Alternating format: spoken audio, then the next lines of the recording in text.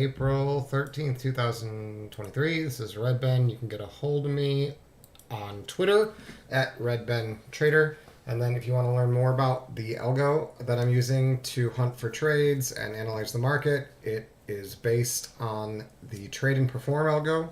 My coach Simon runs a room. There is a cost to the room and to having the algo on your desktop, but in my year and a half of using it, it has revolutionized my trading. So I wanted to make sure that people know that we are going to open up the room, at least for a couple new members. We do things very slowly. Simon takes personal time with each trader and sees what they need, and so it really depends. Like if we have a new trader who needs a lot of help, we might only be able to do like 2 or 3 in a month. But we've gotten some really high caliber traders recently, which is great. Anybody is invited to check it out, but if for those of you who have had some experience and you maybe want to just improve your consistency, that's probably who this is meant for the most. But you can get a hold of Simon at his email, trade_wordperform@gmail.com. He will definitely give you a 5-day free pass to check out the room if you mention that you found him through my YouTube. So that's all the marketing I'm going to do. Everything else we're going to talk about is trade related.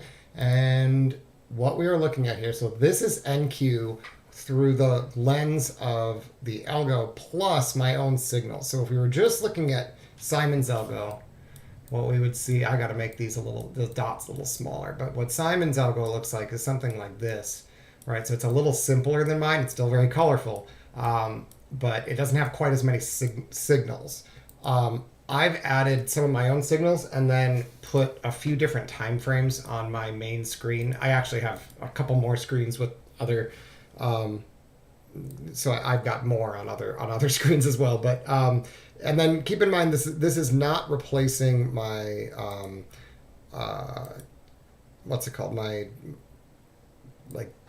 candlestick chart, right? I also have the candlestick chart with the levels and all that stuff as well. So screen real estate is an important asset in trading. And do you need it all? Probably not, but it's you at least. You need to know how much you can handle, right? So you want to add it slowly. More screens and more windows will not improve your trades, your P&L, unless you have a actual setup that you can look for and take consistently. So what we're going to focus on today, I'm going to assume that those watching kind of already know how this works. I'll mention some of the basics here and there, but I don't want to spend 30 minutes explaining how to read everything. But it is a Renko chart. You can see up here, this is the 15 tick and it's NQ. And then this is the 24 tick. And then over here, I've actually got the 8 tick showing as well. Now, I don't trade off the 8 tick, but it's been going so slow lately that you really could. The positive of trading off of something as small as an 8 tick would be your stops would be very small. But the negative of it is that it can move so fast that you wouldn't even be able to process what's happening. By the time you hit the button, it would just hit your target or your stop. But could you do it? Yeah, and what I'm finding is keeping an eye on it, not so much to trade, but primarily this is true like when there's some liquidity. It can be a totally useless if there's low liquidity. So I would make that perfectly clear. If you're trying to look at the 8 tick when it's moving back and forth 30 points, every 2 minutes or something, after during a Fed speaker or something, don't even bother. You're not gonna be able to process it, right? But as long as there is some liquidity, you can actually see some of the patterns here. We're not necessarily looking for the entry patterns that usually trigger me into trades, but instead patterns I've talked about in the past, like stuffing aggressive traders. So for instance, and like I said, this is going to be way over your head if you've never seen any of my videos, but if it piques your interest, you can look at some of the back catalog and find more of this stuff. But I do these primarily for myself, to be honest, to have a journal. So I don't want to spend too much time on some of these old ideas, but it's kind of neat to see them show up on the 8 tick. For instance, when you have an aggressive trader, like a seller, like an orange bar here, see these orange bars? That's a volume shift. They're shifting volume down trying to, which basically means there are aggressive traders on the bid, right? That's usually a sign of weakness in the market. You're not going to normally see that when immediately before the market pops, but when you do, when you get the orange and then immediately get a lift, this move, because it's unexpected and unusual, it's often impulsive. Now it sometimes is the very end of a move. It sometimes can be a move of capitulation, where and as a result there'll be very very very little participation on the sell side all the way up. So how can you tell if something is got a lot of participation or not? And that's a question I've had a lot of people ask. The algo does a lot for us. Well, that was a good level to have on my chart. I actually, unfortunately, I'm not long anymore. I should have held a runner. I didn't. I got out after I had a target there and didn't take this one because I was getting ready for the. So I'm not in this trade, unfortunately. It did set up though, but the algo has a lot of ways to tell us whether or not we have participation on both sides of the market, which is really an important concept to understand.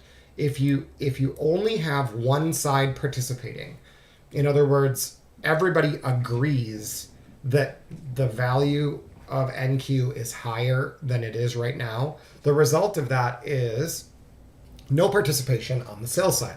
Everybody who was previously sold now wants to be a buyer, and the only question is who gets to get in first. So you have a lot of offers getting hit on the trade ladder or the price ladder, right? And very few bids getting hit. You have people market buying way more than market selling, right? That's what you would expect. As a result, with Renko bars, what you tend to get is very small Renko bars, or you get pink Renko bars, because the pink Renko bars are telling us that price is moving up. It's closing higher. The Renko bar closed at the high, meaning it met the high before it met the requisite low. So here, if it gets to 13,177.75 or lower, it'll be a bear bar. If it gets to 13,189.25 first, it'll be a bull bar. So the pink can only form if it closed bullish, but it did so when it's pink. It did so without needing, basically just because sellers who were on the order book had pulled their orders from the order book, leading to people getting like low liquidity situations on a very micro time frame. So everything's fractal, right? The whether or not you're looking at the daily chart or 5-minute chart or a 15 tick chart, it's all fractal. It's all the same. The concepts apply to every time frame or every microscopic view. It doesn't matter if you're on the daily chart or the 15-minute. The concepts that you know and apply to, say, read this, right? Whatever you use to like interpret the footprint or the profile or the footprint, this, you can actually use those same concepts on smaller time frames as well as bigger time frames. So you can take the idea of a footprint and apply it to a daily chart, and those concepts will still work. You can also take the concepts of a profile that we would usually think from day to day and apply them to a freaking Renko bar, right? That's what's so beautiful about the markets, is that to a level, it's all just behavior. So the important thing is understanding not so much what all the signals mean and that's actually the least important part. But for many of us, understanding a little bit about what you're doing can really help your confidence. So while I don't have permission or the actual data to be able to share how to build an algo like this with a conditional signaling tool, I do have a pretty good understanding of what happens when the signal occurs and why it might be useful to know and look for them.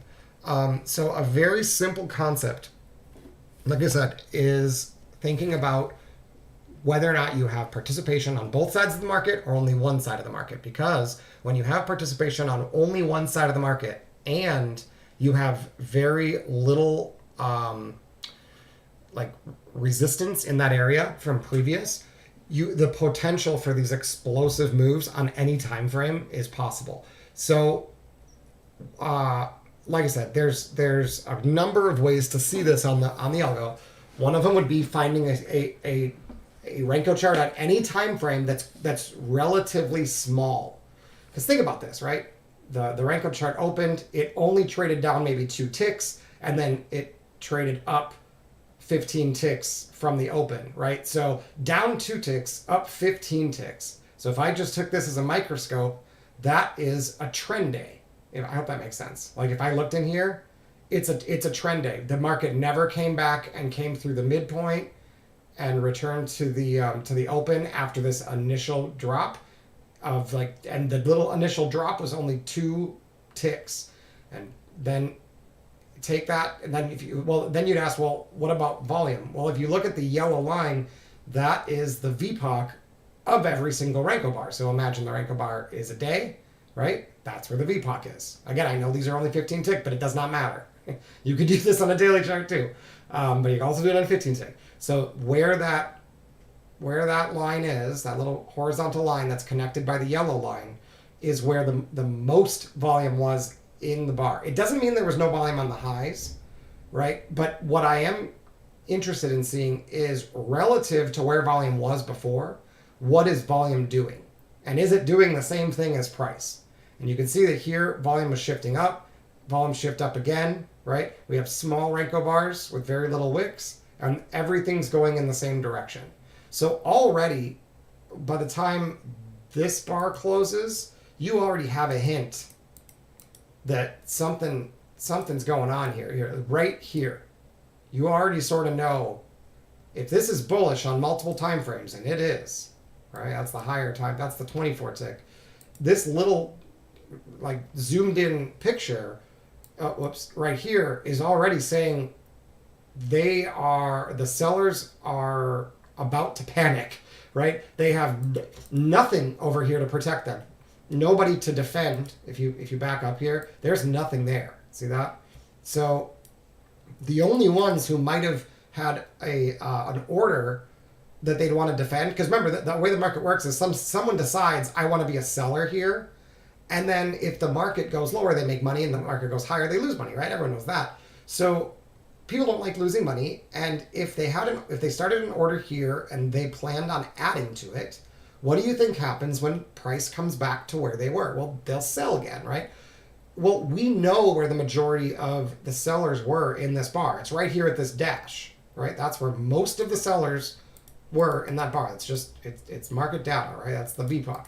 If I mark that level, I can see that we are now pushing the VPOC, the yellow line of each bar, above that, right?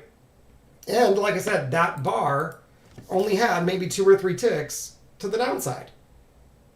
And it's got this fancy little signal here, the little triangle, which is bringing my attention to it, saying that if I know the direction and I have other conditions, that this is a good place to execute a trade, because once you get the triangle, the likelihood that this next bar is coming, or actually 2 bars, is increased significantly, as long as you're trading with the trend. So that is just one little simple concept. Now, check this out. This is what I think is so cool. I can zoom in to the 8 tick, and we can use the exact same concepts, and we'll see it here too. So look, here's the 8 tick of the same exact time period, right?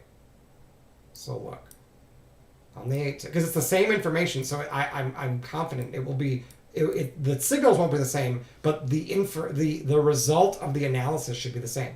So look, we had a seller come into the market here. We had a momentum shift. This is the arrow. We have a diamond, which means there's lots of volume, right?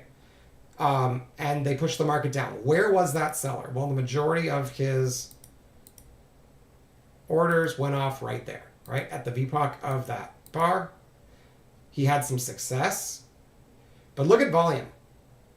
Way weaker than it was before. So he might have been heavy here, but he wasn't necessarily adding to his order as we fell. The result of that, the market comes back up and checks on that level. Hey, you did a lot of orders over here, right? Like, okay, so think about this like any other business. You've got somebody who's trying to sell something, right?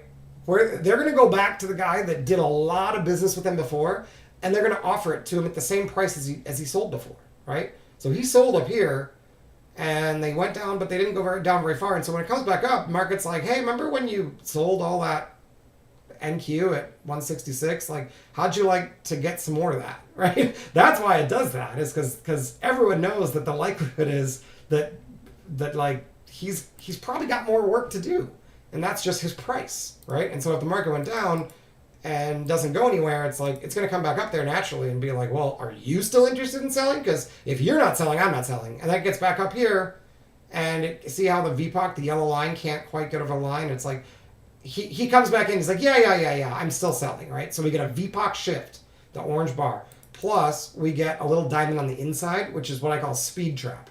What that means is that there were a lot of players in this bar. Is that a surprise to us? No, look what happened. It actually broke over that price, and everyone freaked out for a second, right? They freaked out for a second, and then right away he's like, okay, I'll take it, right? And sells it. And so as a result, you get this little diamond.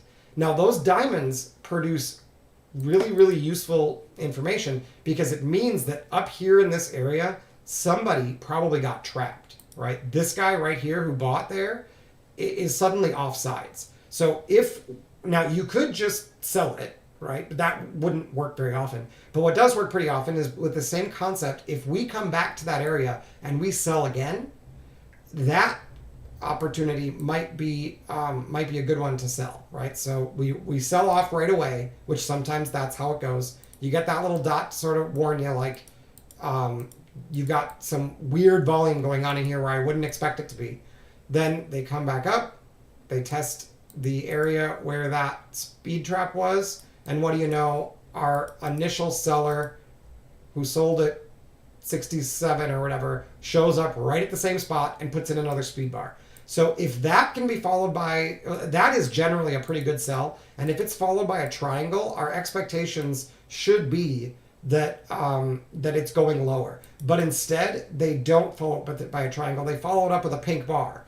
All these pink and purple bars basically mean people are pulling their orders from the order book, and people are losing interest in this price area. Doesn't mean they're losing interest in NQ, but there's no more business to be done here. The market's going to leave the area. Okay, we just don't know which way yet. Our guess should be down based on this analysis, right? On this time frame.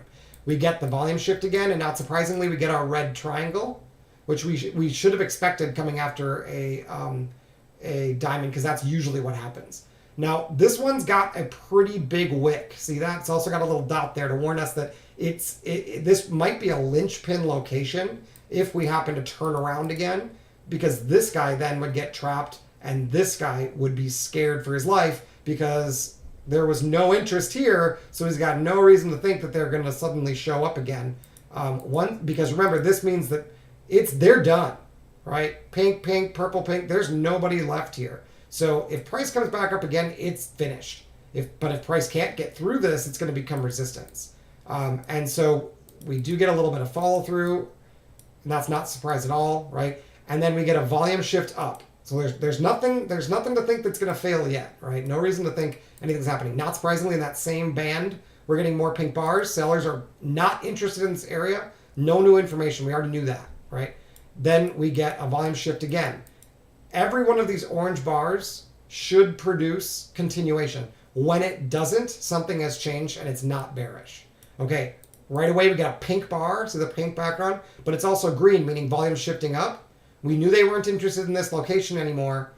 But if you look at that wick, it's got a huge wick compared to like some of these small wick ones where like it's just like everybody letting go. So they tried to fight back here. And then they put in a bunch of volume, basically, where I wouldn't expect it. That's what that dot says. And they pushed higher. As soon as this yellow line gets over the high of this bar, we pretty much know right there we pretty much know that this guy's done and these guys are about to get trapped. And sorry, I won't go so far. I also see that this one's got a pretty small wick, right? So there's not a lot of sellers in here. And then no wick basically at all, and volume in a place that I wouldn't expect it. That VPOC showed up right after getting over that high. See that? So the location of that VPOC, I get a signal to say like, hey, that's significant, right? Like this should have held and it didn't. So if this closes and continues, see how they test it? And it continues to be an area of strength? Because before it was an area of weakness, right? Sellers kind of own that area. Well, now it's an area of strength. Market's going higher. And so basically any dip you could buy or like that is the blue dot's perfect. Star means we have a lot of aggressive traders coming in. And look how volume shifted down, but they couldn't take out any of these wicks, right? These guys are all stuck. And like I said, this is on the 8 tick. So at this very moment, remember, we knew this right here. Like, it was like, okay, yeah, we're good to go. On the 24 tick, right, that is at 71, right? So this one here had just printed. And normally, if I'm just looking at this, I'm like, oh man, that's way extended. There's no way I'm buying there. Like look how bullish it's been. Like I'm buying the top, right? I'm not like here. Even let me just turn off the hide. Where is it? Here. Hide all studies. So like if you're just looking at this, right? Is your first thought up here? Like, be honest. Is your first thought up there, like, let's buy? Mine's not, right? Like, normally, if I'm looking at this, I'm like, dude, we're getting into the back of the single prints. I'm ready to short. Give me a setup, right? I'm like, it's not the right way to think about it, but it's what we're naturally thinking, especially if you missed one of these. You're like, dude, let's short this and let's go get the prices that I missed from before. It's a natural reaction. I'm not thinking, here's my chance to buy and join the trend, right? But the truth is even on the 8 tick, because the higher time frame also looks bullish, this is an important caveat. So if I go up to the higher time frames and I'm like, oh, a higher time frame, it's been doing this all day, right? There's people stuck down here.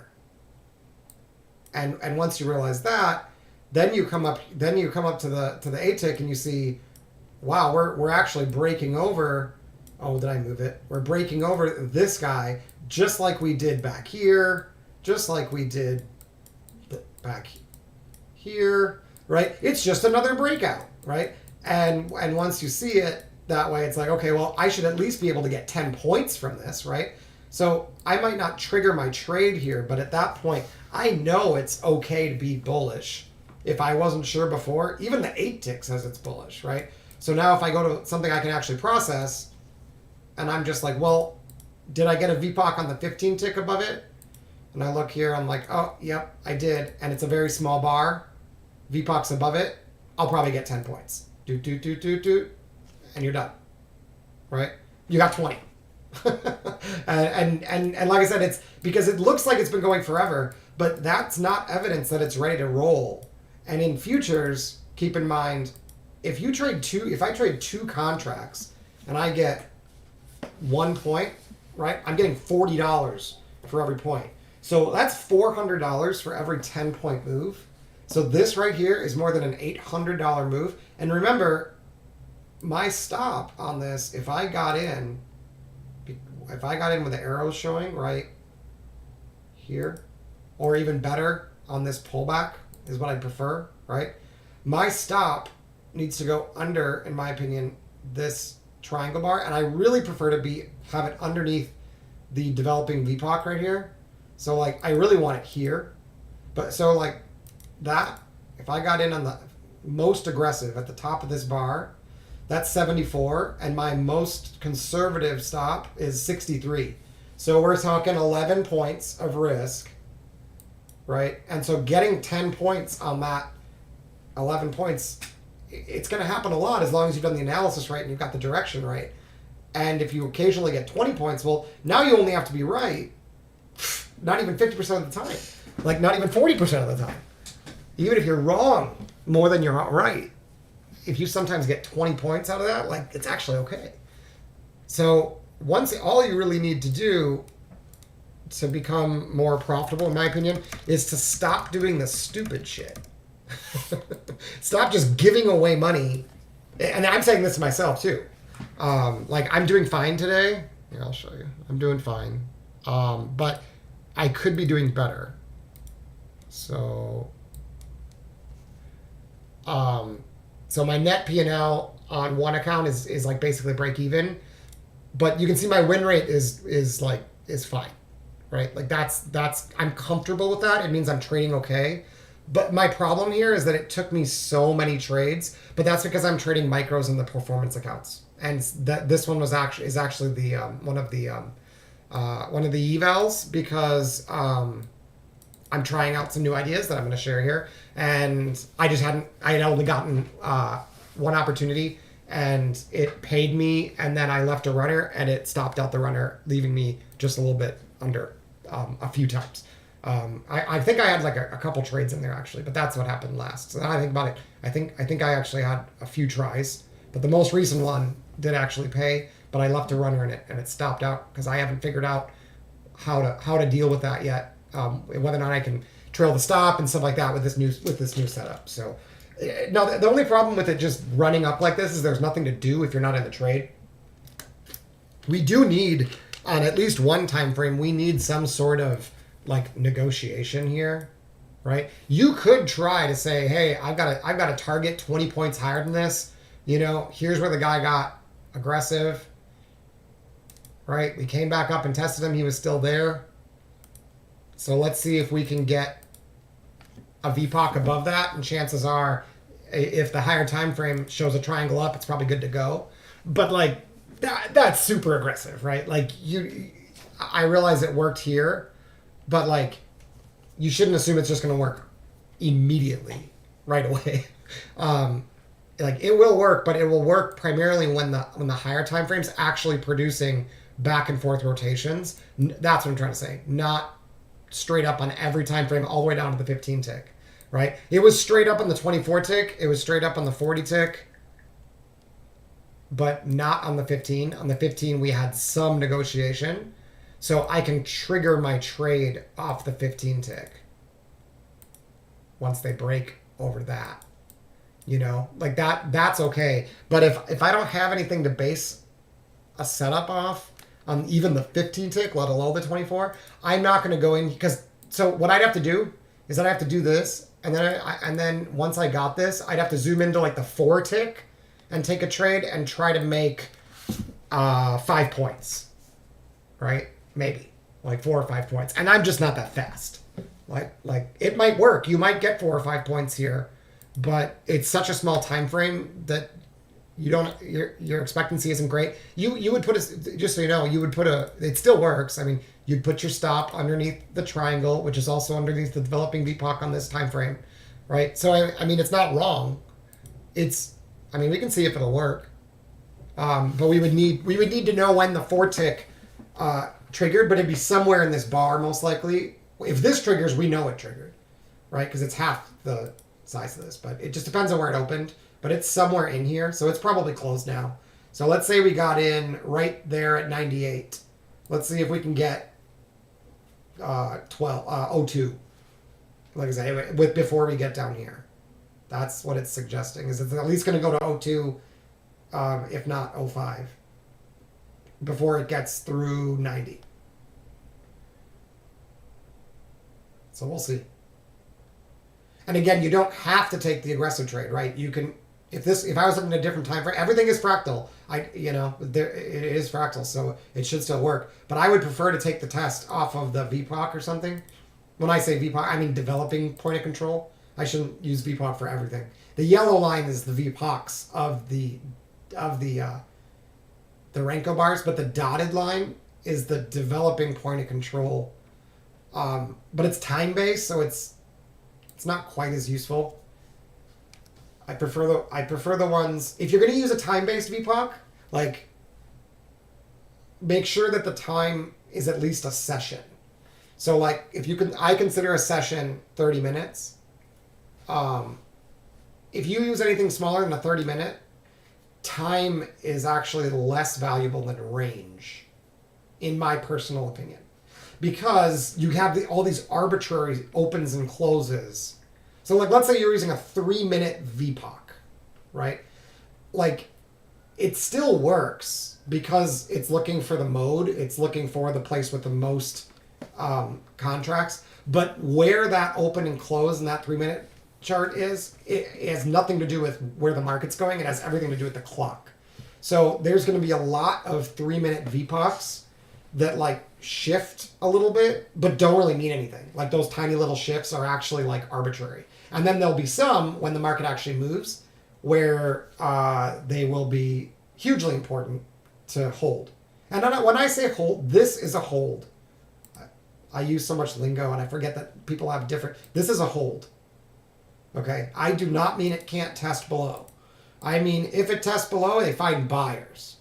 Right? Oh, did it get there? It did, right? Oh, it got so close. It didn't get there. It got to, like 150 or something like that. It got to the big figure and went up like 6 ticks and ran into a seller. So if you're working this close to a big figure like this, 13,200, 13,300, yeah, be aware that there are programs that are just waiting for that to get ticked. So hold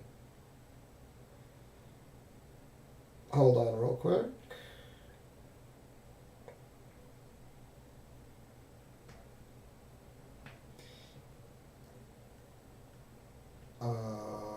Okay, so yeah, but anyway, the VPOCs on the 3-minute chart, if you're using a time-based VPOC, not that useful. But a 30-minute VPOC or 45-minute VPOC or hour VPOC or 4-hour VPOC or daily VPOC or monthly VPOC, those are fine. Totally useful. But just realize that it's normal to get these tests. Right? Test. That's healthy. The other reason I think this might be done is because we hit the big figure and found an aggressive seller. See that? And see how it's purple too? Meaning buyers just pulled their orders off the order book as soon as that aggressive seller up here showed up. Look how high he is, right? It's way up here. And then, like I said, the little dot, it's different than what's on Simon's charts. If you've seen Simon's charts recently, he's got dots on his too. My dots are different. Oh, so close. But these dots are related to volume. And what it's actually looking at, it's looking at this proprietary volume indicator, as well as the volume zone oscillator, which is free in Sierra charts. And I use the default settings for the volume zone oscillator, by the way. This oscillator is something different that I developed. And so what I'm looking, the reason I had to develop it is I wanted to know when, I wanted to compare the volume oscillator to situations when there are like unusual aggressive traders. And what I found is that the volume zone oscillator is so smooth, it's got a lot, it's like just naturally it's got some smoothing in it, that like you miss a lot of nuance in here. Like this just looks like trending and this just looks like trending, but the two are actually significantly different. And I can tell because if you look at the top oscillator, see how this one's nice and smooth here? And then it gets a big dip. That is your buy opportunity. Here, I'll show you.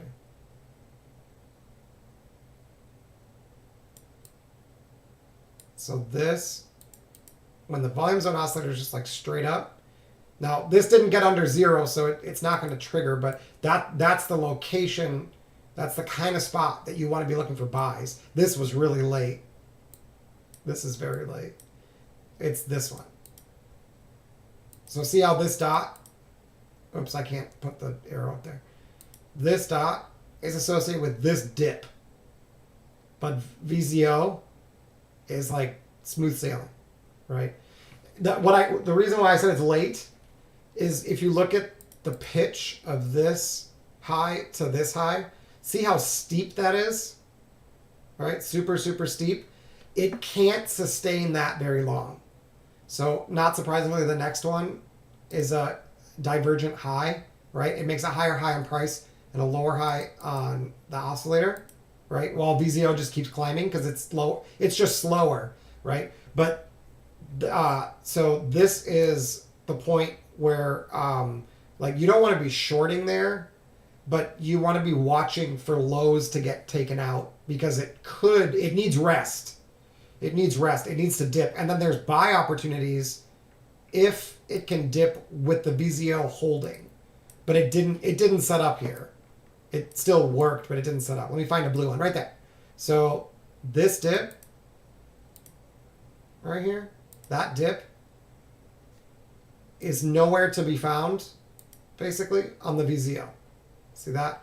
VZO is nice and bullish, yet price went down there and they put volume in to get there. It took them effort to get down here, yet we closed up here. That's what it's basically saying. And the like slightly higher time frame is bullish. Not like 80 tick, but like the VZO is just slower, so it's like looking at a higher time frame. And then you get extension. So that, and then the yellow would be the opposite. But you have to be aware of what the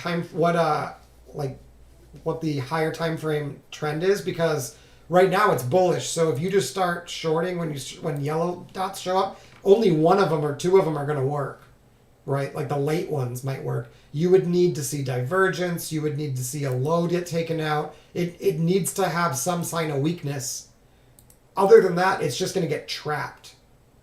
Like this one's about to get trapped right now. So like I said, even on the 8 tick, oh, we got RO2. Yay. So that setup worked on the 8 tick, right? And it's going so slow that you technically could have done that. I could have done that, I should say. But normally you can't process that slow. But it's a good demonstration on how it doesn't matter what time frame, right? Use the smallest time frame that you can process based on the speed and the range. And yeah, like realize that the time frame right above it, like if you like 8 times 8 is 16, right? And so this, I use 15, but 15 or 16 is about right. And then like 15 or 16 times 2, 24, right? So technically like the next one after that would be 48, but I just go to 40. So like it doesn't have to be perfect. Like there's nothing magical about the numbers, right? It's just you need to be aware of what's going on, like one exponent higher than you, like one power above or whatever. You need to know what they're doing and make sure that you have a sign of like disagreement, I guess, to take advantage of. Because to be able to get the market to push, normally you need some disagreement. You need some people in there to think that who thought that it was bearish and then realized that it's not, right? So we don't want to be trading when there's disagreement, but we need the disagreement to occur in order for the trade opportunities to happen after that. So if you look at a chart and you see long Renko bars, big wicks, lots of aggression, right? Lots of these signals. That is disagreement, and that is opportunity. Because the disagreement will eventually lead to somebody being wrong. And when that person's wrong, they will run out of the trade. And what that looks like on the algo, very simply, is a triangle that's pink, or a triangle on a bar that on Simon's, it's with a dot on it. But really, while it's not as scientific, but the same concept would be finding bars that have very small wicks like this. See how it has like barely any wick, right? That is the same concept, right? I can't tell you how to build the actual signal, but I can tell you the concept is like that maybe plus some other stuff, right? But if you just filtered out, like if you look for the ones that were very, very small, barely any wick, you could probably, you might not get quite as good of a win rate, but it'll be close. So like, but yeah, then you would still need the triangles though, but whatever. Yeah, so here's one right here. See how this one's actually pink and it's got no wick? The problem with this is it's not on a triangle. So see, the triangle is a key part of it. Okay, and that's telling us basically like, it's kind of like where in the rotation we should be most observant, because when there is follow through, when you get follow through, it basically confirms that these guys are trapped. That's what the triangle basically does. Think about it that way. The triangle's confirming that the people behind him, that there's somebody a little trapped to the, and if it's wow, this just keeps going. If if the triangle's on a pink bar, it's like someone's trapped and they're pulling their orders off the order book, right? That's probably enough to get long if you know it's bullish on a slightly higher time frame, especially if it's bullish on all time frames.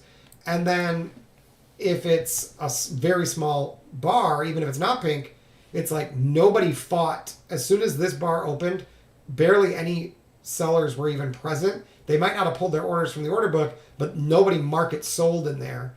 And one reason for that happening at that location, right above the disagreement here, one reason for these bars occurring right here is that the guys who were selling here now know that they're wrong and are quickly exiting their trades or pulling their sell orders that they've had planned on adding to their sell. And now they're like, nope, not going to do it. And of course, when they start to pull orders and exit their sells, what do other people do? They follow them, right? The market is just I'm trying to think of a good analogy, but like if you think about any time where you have like a leader, right? And then a war is a very crude but good example, honestly, and I've used it before. When you have like any formation in war, right? Or even like policing, right? Anything where you're like, you have multiple people and they're trying to like, what's the word? Like take a building, let's say, right? How do they do it? Well, always, right? The guy in the front starts out, opens the door, gives some cover so that other people can run in, right? So we don't have the power, we don't have the size basically to do the job of the guy who gives the covering fire and like leads the crew, right? We have the benefit of being able to get in and out with as little size as necessary anytime, right? As retail traders, our opportunity is to come in there, fire off a couple bullets. If you get a headshot, cool, right? If you have no resistance, maybe you wait until someone else turns a quarter and you see that they're not getting shot, and you could maybe then follow in and take a position somewhere in that room, right? We're not blowing through rooms with our AR-15 or whatever, because we're like the guy in the back with the pistol, right? Like those bullets are real and we can definitely shoot to kill, but if there's more than a couple enemies, we're dead, right? Unless we've got cover. And so we need that covering fire to come in first, which is, like I said, the triangle on a pink bar or a small bar like this. Now, what's really fascinating is a lot of times in the market, you've seen this before, I'm sure, things look really good. There's a great opportunity. It looks like everyone's working together. Everyone agrees the price should be higher, but then it fails, right? And that's just the way it is, right? But there are hints along the way that can kind of warn me that this what looks like a very healthy breakout is actually in need of some rest. One of those things are these yellow outlines. Now, it's a little deceiving because sometimes you'll get one, and if they don't pay any mind to it and you can't even break down under it, everyone's just capitulating and there's just nothing you can do. So you don't want to sell them, right? It's not a sell signal. But what I can basically do is I can say, look, if we give this up and then that becomes resistance, this is done. Okay? But then when you see them come like this in a succession, like multiples, if we then get an aggressive trader to show up above that, and that aggressive trader gets beat, and it develops resistance there, that is also a sign that things are not working like they're supposed to. And now that applies to all time frames. Okay, so. But just keep in mind that if you find it on a small time frame, your pullback is going to be on that time frame. So it might not be that the trend reverses on the 24 tick or the 48 tick or whatever. It's just that it's reversing, or it's cooling on the time frame that you're watching. But they will occasionally show up on the big time frames like this, right? And so when we see them, particularly if they're followed by a bar that is not yellow, look at all that volume down here. So what this is telling me is on the 80 tick, the level that matters more than anything is basically that like, I guess there's tons of, so it's probably this one. So if we give up 13,100 somehow, which is pretty far away now, and that becomes resistance, we are now back inside of this like negotiation zone, and most likely sellers will just flip it, right? So you really, while it looks really far away and it seems like maybe that's a good target for like shorting or whatever, don't do it until we actually see like bears showing up on this time frame. Right? But if we get bears to show up on this time frame, like maybe after flushing some liquidity up here, and then we roll over, like this level that I was watching for the breakout on the upside, that's probably not going to hold as support because of the fact that we've gotten so many of these yellow bars. I can find some other ones. We'll do it after the market closes, I guess. But and then the other side is blue. So blue on the opposite side, like this. We'll do it real quick. So blue on the opposite side is like, hey, this market might need some rest. It does not mean that it's time to short. But look what happens. See this little dot, the little volume anomaly or whatever? So if I put my line there and I say, okay, well, I know it's bearish, but if I can get above this and hold above it, I might get a big sweep, right? So they go lower, they go lower, they go lower. And then they engineer a lift that breaks over this, right? So when if this level would become support now, it's probably going higher. But you can see that it does not. They try again. Test below. Try again. They have to hold it. It becomes resistance. See that? It became resistance. So that level becomes important. It does not mean there's going to be a trade opportunity there. It's just the level to watch of like, where they, now, like I said, they can go back and forth. So you can't, but I guess you could say, well, if I get a signal out of here, I might be willing to take, because these are big moves, you know, but it's only to the next resistance or support on that time frame. So like here, if you wanted to take the breakdown, it's like, hey, look, this is a little purple bar with a triangle. We're probably going to flush this entire area, right? Because getting over this suggests that this is all well auctioned, basically. So whoever owns this area, we're just going to leave the area. So they came all the way down here, but they ran into some volume and lifted, right? Now this one didn't get a triangle breaking it out, but it still kind of worked. This triangle was super early, so you don't want to mess with that. Here's one, little triangle that's pink, even better. Breaks over the line, big rip. And keep in mind, this is, if I got in at the close, 13,114, MFE 13,242. right? So like that's big time. Big time frame stuff. Okay, and then yeah, we reject, and then see how the triangle develops below it. So this one might have got me. Right? I might have thought, hey, we're rejecting. We got VPOC up there. They shifted down. I probably would have taken that, right? And if it's set up on a smaller time frame, I'd look for a short there. I might get 10 or 20 points, but I'm not going to get the 150. Here, you'd make it all back, right? Here, you'd make it all back, and then some. Here. See the triangle coming down, reject, triangle that's purple or small, coming down, boom. Right here, no, because we have yellow again. So yellow, oh, that's right now, right? So now, oh, look, that line's in the exact same place. That's hilarious. It's the same spot.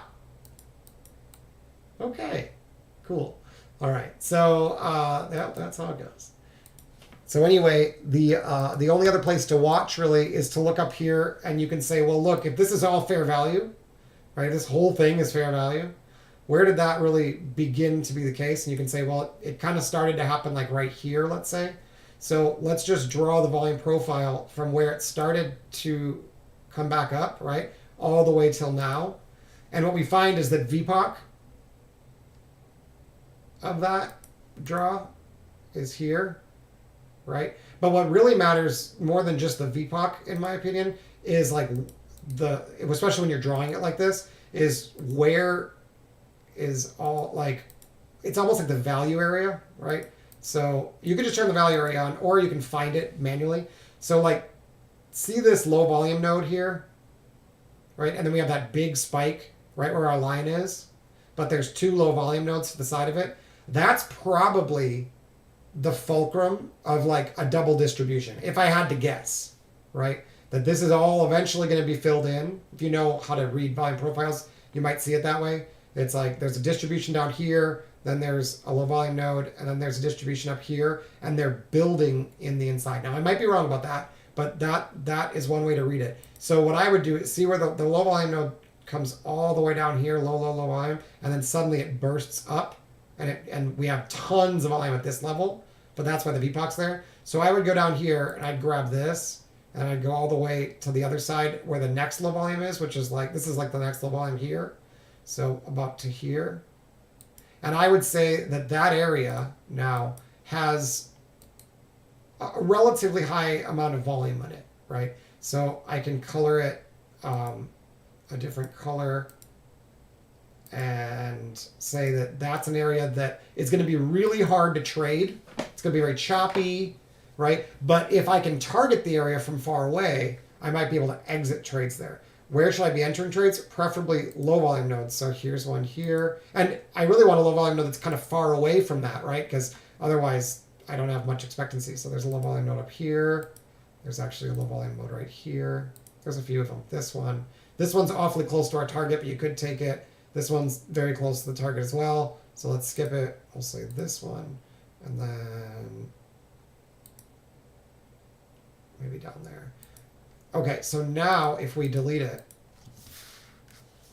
right, and we hide all of the studies, what you're going to see is generally, now you without the studies, you wouldn't know like when it's probably going to happen. But if you just thought about this as I'm only going to take the setups that touched the low volume node before it fired, like that, and that, right? If those were your three shorts, I can pretty much guarantee you that when I put them back on, we're going to find setups there. It's going to be triangles, stars, stuff like that. Red triangle on a small bar, that's an entry if it's at location. Red triangle on a small purple bar, great entry, right, at location. Okay, this one did not fire. Didn't get it here, but we got it here. Triangle on a purple bar. This one was just a little bit too big, but it fired off of here. Now, the important part to understand about this is that your target is back in here every time, right? The low volume node is your target. So now we can do the same thing in the opposite direction, and it'll probably work the same. So low volume node, right? We want that, and that. And I think that's it. Oh, one more. Needs to leave the area. So we might have gotten fooled by that one. If it's set up. Oh, and then it busted out. So okay, let's take a look. Oh, I guess I missed. It's okay. I didn't draw it in the exact right spot, but it doesn't matter. So here, didn't really set up. I don't think it's a kind of small wick. That's debatable, right? But there's no aggression here. Yeah, I'd say that one might have just missed. You had to know that it's not bearish, otherwise you would have shorted that and you'd be in big trouble, right? But once he gets trapped, it's like, oh, I see, it's bullish, right? So that one might not have fired. But remember, we're on the 80 tick, right? And then here we have a triangle on a small bar. Pretty small. Both of those are maybe a little bit suspect. Then I said that there was a potential. Yeah, see this one? Probably get faked out here, but on this time frame, you'd have to somehow put your stop down here. But if you put your stop right there and you tried to trade this time frame, you'd lose. And this one, there's no way I'm taking that up there. Oh, no, that can't be right. That's above the high volume node. I think that's in the wrong spot. It's got to come off the low volume node. This one, you didn't get the triangle. Oh, yes, you did. The triangle is one bar late. You wanted the triangle here. That's too bad. On the 80 tick, just didn't set up. And that's how it's going to go. But look, now that I've got that drawn on the 80 tick, look what it does to like my 15 tick. Unhide. Now there's other stuff on here too from the footprint, but let me just give you an example of those two spots that didn't set up on the 80 tick. Bet you anything they did set up here. Okay, so this is where they're formed, right? So now we have to get over these and give us a signal. So we know we have two of them. We need to wait. All right. So here's getting out of the first one. Not a lot to do here, right? No triangles, nothing, and it's very low. But we did trap this guy, so that's a good sign. We get over it. You get the first triangle here. It's not on a small bar or a pink bar, so we don't take that. You could technically take this one, but it's pretty risky at location. But that is a short. Okay, here you just got stars, so it's saying a lot of people are interested in this area. We sort of already know that. What we want. This is a short. If you want to take these as short, that's technically a short scalp. This is a short scalp. But again, the location would be like, I don't know if it's a good idea. And then this one, not yet, right? Too big and not pink. Okay, that's saying maybe a short, and then this is saying wait a long, right? So this is the better long. But if you wanted to wait until we got over the low volume node, which would make sense, you want it to show up here-ish. No triangle up. You got the pink bars, but no triangle up. That's weird. Surprised. Okay, that triangle up is too big. This one's too big. It fails anyway. That one's too big. That one's good. Pink triangle up. And that one fails. It's short. Pink triangle up. Pink triangle up. Looks like it's going to work. Right there. And it's off. Yeah, that was a little bit tough. If you notice that purple triangle down is not producing any rotations down and you have support there, it's a pretty good sign that that's where you should put your stop. Right? Because that's who's getting trapped. Let me see if it's set up later, because that one was tough. You can see it bouncing off of these levels. Pink triangle up. Boom. And you just get the 10 points, get out of there. Pink triangle up. Boom. Boom. Pink triangle up. That one's too big. But now look, purple triangle down, right? Do you take it? Like, it's risky, right? You have to. But I have yesterday's point of control here. We tested above it and failed it, so maybe you do. That one's pretty small. I might take that. Pink triangle up, 10 points.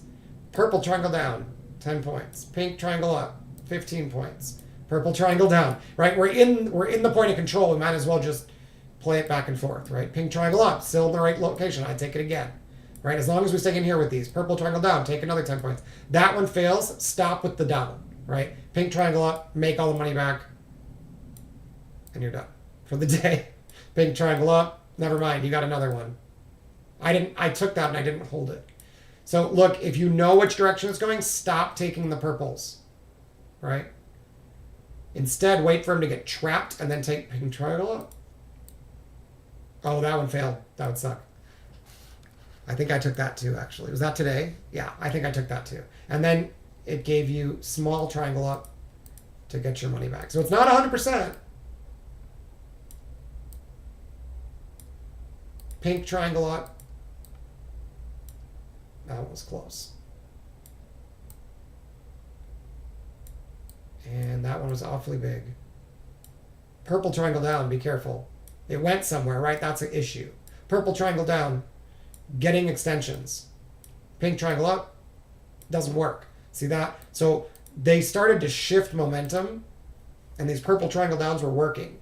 Meaning buyers are pulling their orders from the order book and nobody was underneath them to save them, right? So we have to do that same process in reverse that we did before. Where are the buyers that were here before, right? Oh, they were down here, right? You can draw the, if you want, you can draw the volume profile and be like, where exactly are all my buyers? And you'd see that they're actually down here, right? And so you'd say, okay, well, as long as I don't get a close below these guys, then it's still bullish. And if we do close below it and then trap back into it, that might be a trade setup. But for sure, if we can just hold up here and then break out, it's fine, right? And so as it comes in here, we get an apex trap, which means we got a low and then a lower low, but the bar closed back inside the range of the previous low. So that little trap back in can work as long as you're above support and going in the direction of the trend. Right? Now what do we see? Purple bar, triangle, no extension. Sellers got trapped. Right? Now we want pink bar up. Small bar with pink up, that's good. Pink bar up with the triangle, that's better. That one probably got you 10 points. Purple triangle down goes somewhere. You could do that. Look, we're back to support. What does it do? Apex trap. Good to go. Pink triangle up. Good to go. Now this one, it was right at resistance. Right at the top. And it rolled. Right? That guy's trapped. Pink triangle up. Now he's not. Right? So you got to be committed to continue to taking these. Otherwise, don't take the aggressive ones, in my opinion. Wait for them to set up at support and just accept that like 50% of these up here are just going to fail. And instead, wait for them to have some success and then switch. So see how here, a purple bar, didn't have a triangle, but a purple bar did not get trapped. That suggests that buyers are not currently in control on this time frame. So purple triangle down is good for 10 points. Okay, apex trap. See how they got it? Apex. Underneath the apex, trap back in. Small bar, triangle up. Good. Okay. Now, another cool little trick. If the triangle, the bar with the triangle, if that does not have a pink bar on it, this one, if it's not pink, but the very next bar is pink, okay? Think about what that means. We had a buyer show up.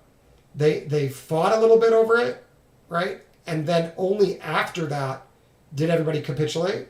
So triangle with no pink bar, followed by a pink bar. Oh, hey, what's up? Mr. K-Man, thanks for saying hi. So if you have, triangle up, no pink bar, followed by a pink bar, it's probably capitulation, right? But if you then get a pullback that gets bought, that's probably the last move. Because the only reason they're buying this pullback is because they're trapped. And they got trapped late.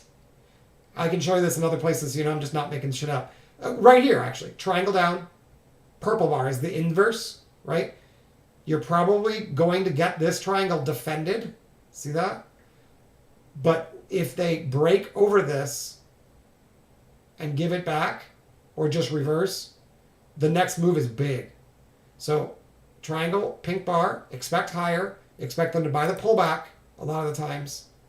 But if this one is weak, actually, just if it's capitulating, right, and they roll it over, the next one is bigger. So this capitulation can be huge, now that I think about it.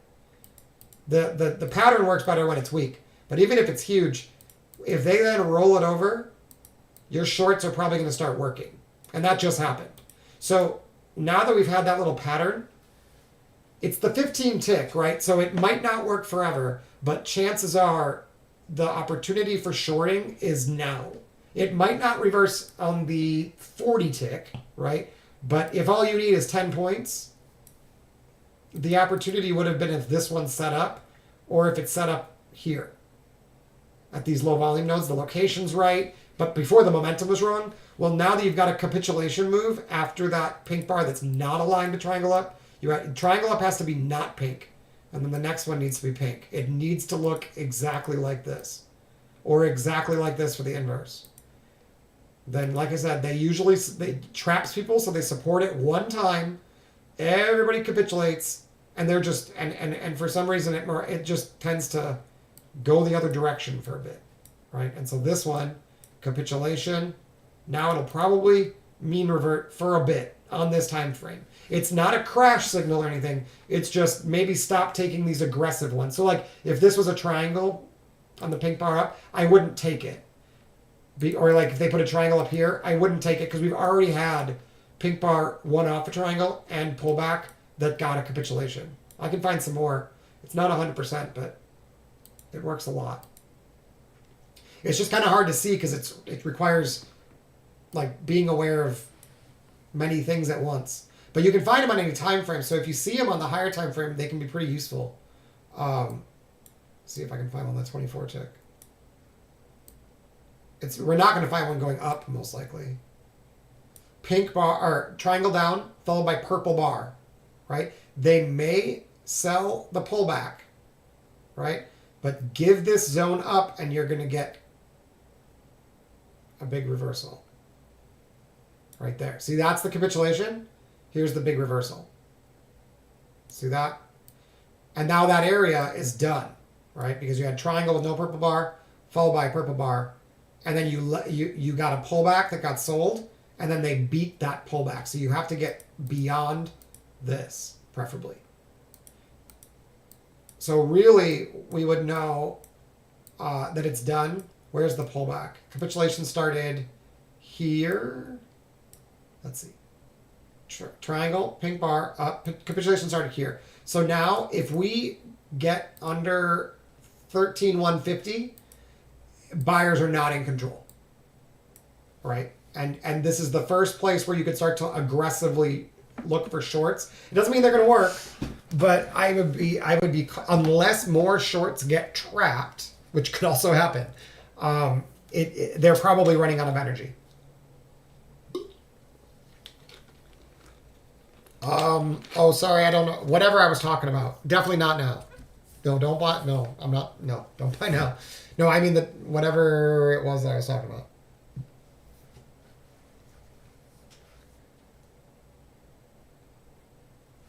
Yeah, there's not a setup. There's not going to be a setup to the long side until they trap sellers again, is what I'm trying to say. I would not. So this, technically an entry. Triangle up on a pink bar. I would skip it today because we already had the capitulation move.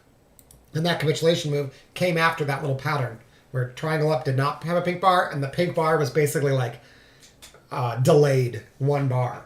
And like I said, it's not usual. It's almost never an immediate sell signal, but it's a sign that if you get some big move, that's like the last wave or whatever for on that time frame, right? So like if we go to the higher time frame and we find that's pretty useful. Let me see if it shows up here. Right here. Triangle up, pink bar, right? Usually they buy the pullback and you get capitulation. Okay? And then once you get capitulation, you stop buying. And if they give this back 13,100, which is what I said before, it's the same concept as I was talking about before, just with the algo. If they give this back, it's the up move is done on this time frame. It's going to need to mean revert, right? So now, unfortunately, on this time frame, that's 100 points away, right? But if it starts to drop down there, like I'm open to shorting it because I know that I've got this trap door down here, right? Whereas before seeing that, I'm not shorting any of this. I need to see the signal, and then I want to see capitulation, and then what I really want to see is some divergence. Like this. See how it's high, lower high, but on price it's high, higher high. So now if this dip doesn't get bought, that's a very important part about fighting the trend with divergence. You don't sell the divergence. But once you see it, if this dip that results because of it doesn't continue, if it gets sold up there, it's a short on that time frame. So here, for instance, if they either test above the high and then roll over, that's probably a short. Or if they come up to this level and they can't break above the high, and then they roll over, and they give me purple triangle down or small triangle down, or even a star, or like so many other signals, I'd probably take it, right, to the short. Whereas all day today, pretty much, the shorts have been harder. You'd expect the shorts to start getting easier once that happens. But like I said, specifically after you have evidence that there's been capitulation. Because that's the nature of capitulation is that everybody who wants to be part of the market does become part of the market. And so whoever's left over after that is either in like severe pain, or more likely is being a little greedy, because most of the people who are in severe pain have already given up.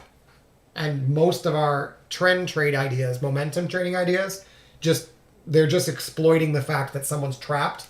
Well, if the majority of those trapped traders have now given up, your momentum is going to decrease. So that's the concept. But to execute it, you need those things to happen in succession. And the hard part about it is that if you're not paying attention, you're not going to know that like this pink triangle up shouldn't really be, that it's dangerous unless you can target the high. Because like I said, I expect them to show up. I expect sellers to defend this. Now we might test it, right? But I think we're going to hold that test. If they print sells up there, people are going to follow them in, right? It may not get up there, and that's okay. If they take out this low, I know it's bearish. Whereas before, the low is getting taken out, we're like, woohoo, I get an opportunity, right? Join the trend, right? Buy the dip. Like that's done now. Until they trap a short. If they can trap sellers down there, like if they broke down and then I sold and I was wrong and they hit my stop, that whatever I thought before is old news, right? The most recent information is what matters. So you have to accept that there are multiple time frames, and because they are fractal, you'll have times where your time frame says one thing, but the higher time frame says the opposite, and it just happens to align just right that your small time frame gets triggered just before the higher time frame gets the opportunity to trap you. So it's nothing's 100%, right? You can always get trapped. But what I want to know is what are my best opportunities?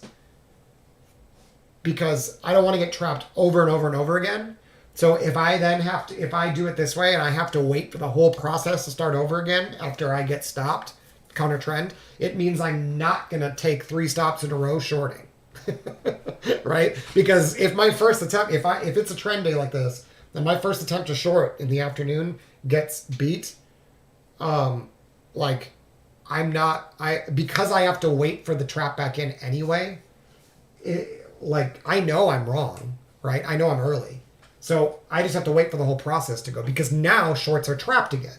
And so you've started the whole cycle over again. The people who used to be trapped might have capitulated, but now you have new sellers who are stuck.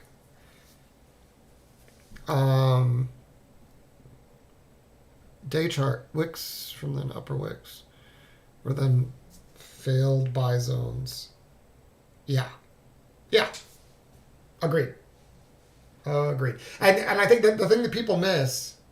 Oh, I see. I missed your earlier one. Look at 214. Tons of shorts that will cover any few minutes to cover their 2-month-old failing shorts. Yeah, that makes sense. But here, let's take a look. Let me just turn some of these indicators off. Let me just see if it's the same process, same concept here.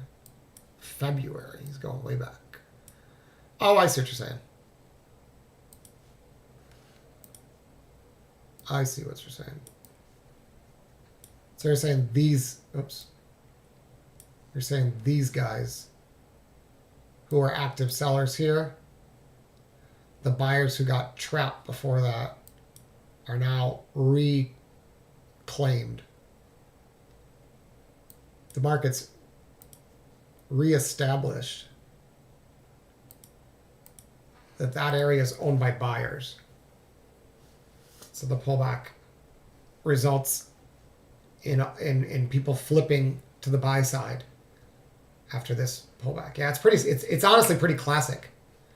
The thing that I think we need to keep in mind though is just because they covered doesn't mean that this high has to break.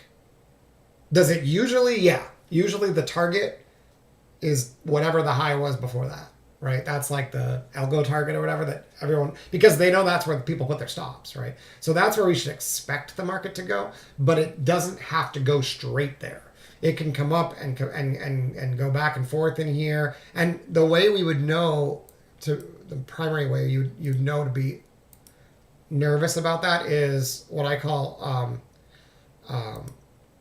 like volume and effort analysis. So this lower indicator, it's showing these little bars up here. The one on the bottom up to the line is volume, and then above that after the line is effort.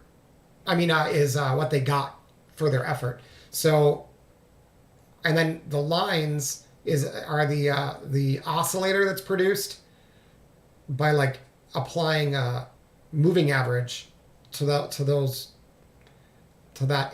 input. So, in other words, when you have increasing volume and increasing effort, you're going to get, oops, I did not mean to hit that. You're going to get a lift, right? But then when these little dots are compression, so very little effort but a lot of volume, those become pivots. Right, so this becomes a pivot. Now back here, the 14th, you're talking about what you see is we had decreasing volume, right? And decreasing, this here was a pullback, looked like a pullback in a bull trend because they got decreasing volume and decreasing results, right? So this downturn started to flatten out as a result. But then when they tried to take advantage of it, they put in a lot of volume here. But they didn't get over the high, so it rolled over and it trapped them, right? It never actually broke this. It just got stuck. And as a result, sellers came into the market, right? This was capitulation. You can see it's a divergent low. So effort and volume actually increase to the buy side, but price went lower, and the result of that is absorption. So they absorbed it, came all the way up, consolidated. See how it kind of flattens out. This is the buy opportunity here, where you already saw the divergence, and now we've broken over the high that I was just talking about, right? Same exact idea, and then you buy the dip. So they broke this high, and then you buy the dip. I actually did that with calls, but I sold them this morning too early, unfortunately. And then then it lifts, but then look, consolidation, pullback, another opportunity for a buy. And once again, this is divergent because you've got a lower low and a higher high, but a higher low here, right? So lower low, higher low, hidden divergence. As long as you're trending, you can buy that. So that suggests we're going to continue higher from here, right? And you don't want to be a seller on the daily chart. It doesn't mean that I can't sell on my 15 tick though. And that's an important distinction. It may be bullish, and it's going to be easier to get the longs to work, but it doesn't mean all the shorts fail.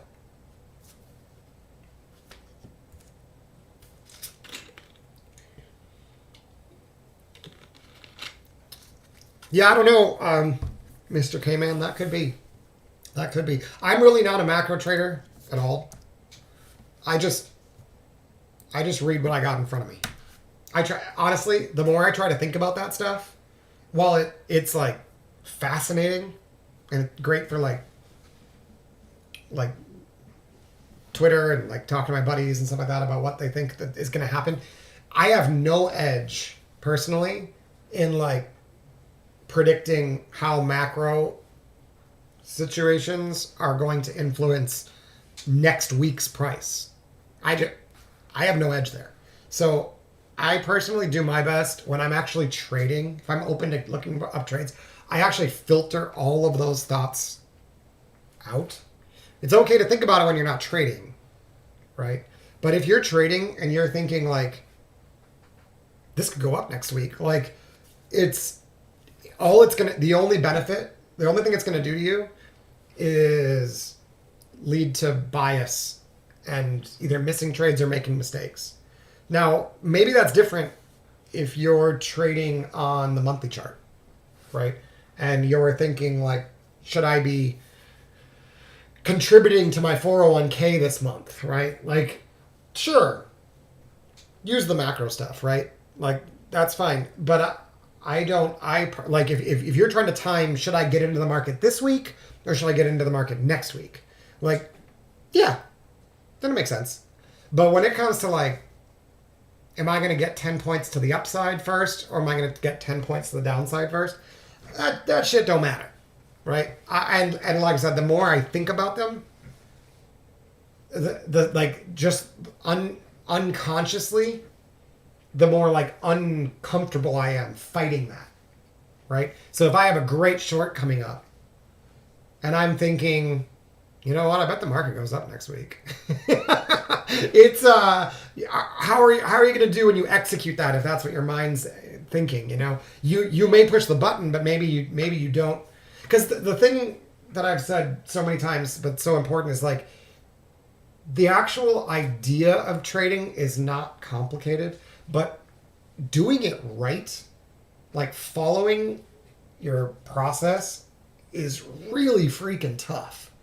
Like day in, day out, regardless what your P&L is, you know, what kind of distractions you have, all that, like getting it right is hard as it is. So if there's something I can control, like where I'm spending my like mental time and effort, I'm going to do my best to structure my trade time to thinking about like the algo and what I'm seeing. I'm analyzing price action, right? So I really try to not worry at all about what the macro says. Now the only place that gets flipped on its head is if there's some like economic release or a Fed speaker like, well, yeah, now if you're going to participate in that, you better know what the market expects so that when he says the opposite, that you're not caught flat-footed. But the easy way to avoid that is just don't trade during those periods.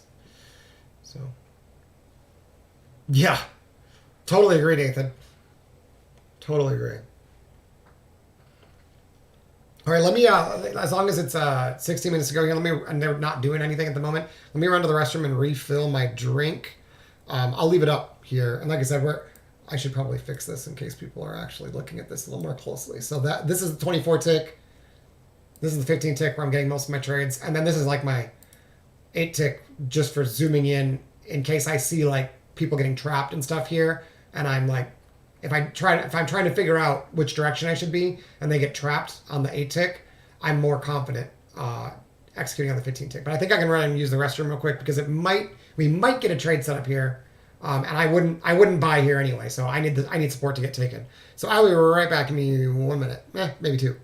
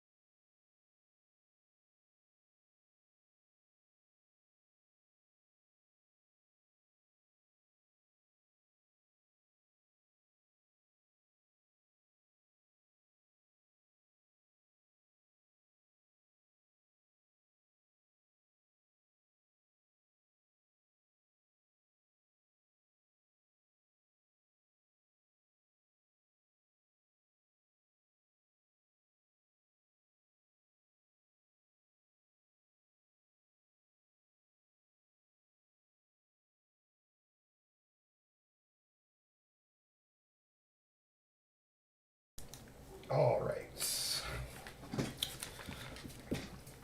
A real easy way, kind of a cheat code way to know when they might actually break this out. Actually, they might be going higher. If you can get above purple bars, it's very hard. If you can get the VPOC, the yellow line, the VPOC of each bar, if you can get that above purple bars, it's going to be very hard to push the market lower. And if you can get below, get volume developed below the pink bars, it's going to be really hard to move price higher until you do the opposite, right? Then the like kind of confirmation that you got control would be getting buyers above pink bars, because not only it means, because remember, pink bars is they pulled their orders from the order book, so trade above that with a bar that's not pink, and it would suggest that even though there's sellers fighting back, buyers are winning anyway. So that's a pink bar. So it's like, this is not. See, this is that same pattern: triangle up, then pink bar, not on the same bar. It's delayed. That, like I said, we might get another capitulation, but it suggests that dips probably should not get bought. Like you could try maybe as long as this holds, but usually it's coming to the end on this time frame.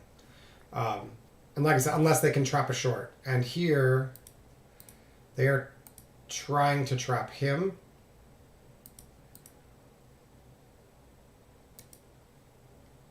But you can see the only VPOC they've gotten above his high is a pink bar. This VPOC was too low on the triangle.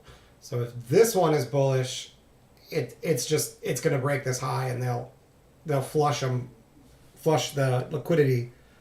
But if it's not, then he's not trapped, and they're gonna end up taking this low because of this pattern is not showing strength.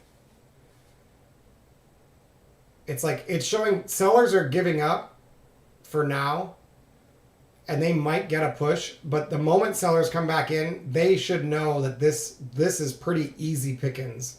This should be easy to travel through on the way back down.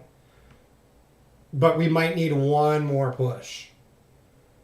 That's more common than just rollover. Is triangle up, pink bar, then push, then usually consolidate and maybe push one more time, and then roll over right through that consolidation. So we'll see. They may just give it up right now because this is like the second one they did like this, and they already had everybody capitulate. So it's possible that the second one in a row like this is just, it's done. And I don't think they're going to trap this guy. I actually thought this looked kind of bearish at the moment on this tiny time frame. It looked like they might be done, but I really wanted them to come up here and flush liquidity first, because if I sell this and then they stop me out and they roll it over, I'm going to want to sell it again, and I can't. So I can't be aggressive here because I don't want to miss out on the big one if they come out, stop them out, and the second mouse gets the cheese. I don't have any interest in being the first mouse, but I'll try being the second if it sets up correctly.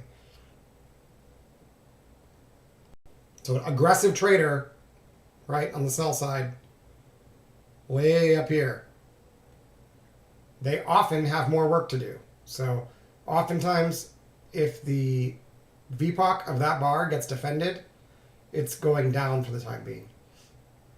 Like this one. See how the VPOC is up here? They tried to come back to test it. It got defended. They get a couple more bars. Is it a big move? No, but you can get 8-10 points pretty consistently just waiting for them to see if they can close this. And when they touch it but don't close it, or don't beat it, it's like, well, I guess they're selling it. But that's pretty aggressive. Like I said, my preferred would have been no aggressive trader here. Get up here, sweep the liquidity, and then roll over with an aggressive trader. Putting the aggressive trader here, the problem for the shorts now is that if they break through this, he's going to be trapped.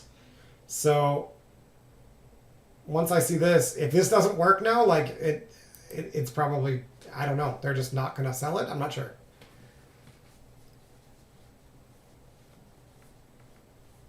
Yeah, I'll leave it live, Mr. K-Manny, but I'll leave it on. Yeah, they're going to trap him. But see how big these bars are? Real big wicks. So there's lots of disagreement suddenly right at the highs. There was big disagreement here too. So it's either going to get choppy or it should pull back a bit. But I was really hoping if they would have just come up here, swept the liquidity and rolled, we could have gotten a big drop. Now I feel like the big drop is probably out of the picture because as soon as they get back to this guy, he's just going to buy again. So they either have to hold this and immediately drop. Otherwise, I'm pretty sure it's not ready to go down. Could go sideways, I guess. So pink bar, if we can get above, if you get VPOC above that, it's going to be real hard to roll this. Although we do have an apex up here still. Interesting. What happens if they close bullish but they can't get the VPOC up there? Then they put a pink bar and then they roll. That'd be perfect. That's what we need. We need volume to stay low on the bar. Not like low as like numerically, but we want no interest up high. We want them to test up there but not move this yellow line up there. If you're looking for a short, that's the only way. And as I said before, when I get triangle up, pink bar, other than actually playing, I mean, I guess I could play the capitulation, but I gotta be quick about it. I suppose that's not horrible. You could take, if this was like triangle up with the VPOC way at the high, it's probably okay to buy it, but it's pretty aggressive. And it doesn't look like they're going to get VPOC up there. They might not even close it bullish.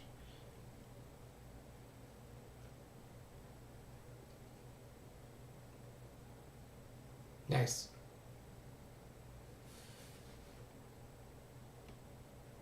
So at the moment he's defending his position, right? This aggressive trader who did most of his business way at the high of the wick defended his position, suggesting that he has more to do, right? And something to watch for, when you have multiple dots that line up like this, so these two dots line up kind of, same general area, and these two dots line up, generally, once there's two of them, it's usually pretty easy to trade through them. So like traps like this don't work all that often when you have two dots behind you, whereas when it's just one dot, the next trap can work. Now here you actually have 1, 2, 3 in the area, but that actually makes, the more you have, the easier it is to run through them. When it's just the one, like bouncing and like holding it, even though you tested their VPOC where most of the volume is actually a good trade. So like I can put, if you see this, you know it's bullish, put your line here at the VPOC and then watch to see them hold it after testing it and print another blue dot, and that's usually good for 10 points. But once that only works once, basically. Because now, if they came in to test this VPOC and bounced, it will probably subsequently roll over. Because they've already kind of, like the level has already been advertised, and you got a response. Like, and I showed you how that works, right? Like, the VZO doesn't really show any big movements, but there's this big sell order here, yet they close at the highs. So it's like either you just trapped somebody, right, or they're getting ready to sell and they just don't want to sell any lower. And so when you're trapping someone, it's like, oh, okay, and then we go higher. But if they now come down here and you get the dip and the bounce and then it rolls over, it's like, oh, they were just ready to attack these guys, right? They didn't get trapped at all. It's just such a small time frame that it moved 15 ticks up and then rolled over. And that, like I said, that's more likely to happen when you have more than one dot in the same area. And I can show you some examples of that. But basically, the more dots you get here, the easier it is just to run the area, because they've already sort of tried to defend it. And it's specifically, I'm fighting with the VPOC of the bar. So once this is tested, and you get another down bar, like right there, it's tested, you get another down bar. If they get back up there, chances are this is not happening. Right? But then they did exactly on the opposite side too, because this one got tested here. Right? This one didn't quite reach it. This one did. So now if they get sellers all the way down here, the bounce is probably not happening. So it's like it's weird. You have, yeah, and as a result, I think that's why we get so much choppiness, is because the market can only go so far to either direction before making a clear call of which direction everyone's stuck in more. So, like, if you want it to sell off, it's going to have to push beyond this one. And if we want to buy it, it would have to push beyond this one with VPOC on an up bar that's not pink. See, it's tricky because this one did get VPOC above it, but it was pink. So it's like, it just happened because sellers pulled their orders. And then once they actually got real buyers up there, volume was actually way down here. So they reject out of it. But it's tricky because it's like, stars are supposed to be good, but they're good at support. They're problematic. If you needed all that aggression to push into resistance, that can be a problem. I don't think I'm going to get my liquidity grab, unfortunately. My easy money short is not going to set up. Could I take this? Pretty risky. Star followed by X is a setup I call Star Killer because they tend to rip through them, but only if you're with the trend. So you have to believe that, like, at least volume is trending down. Now the VZO is trending lower on this time frame, but the higher time frames are definitely not bearish. So it's a momentum trade. You need momentum for it to work. And I don't know if sellers have enough momentum to make that work, but usually when they get the triangle to follow it, it usually is working. So the problem is, like I said, I just pointed out why this is probably, they need to get under this to really establish this guy right here. Needs to get broken to confirm that they're sellers. More like more aggressive sellers than aggressive buyers. If they hold this, they're going to break right over this one.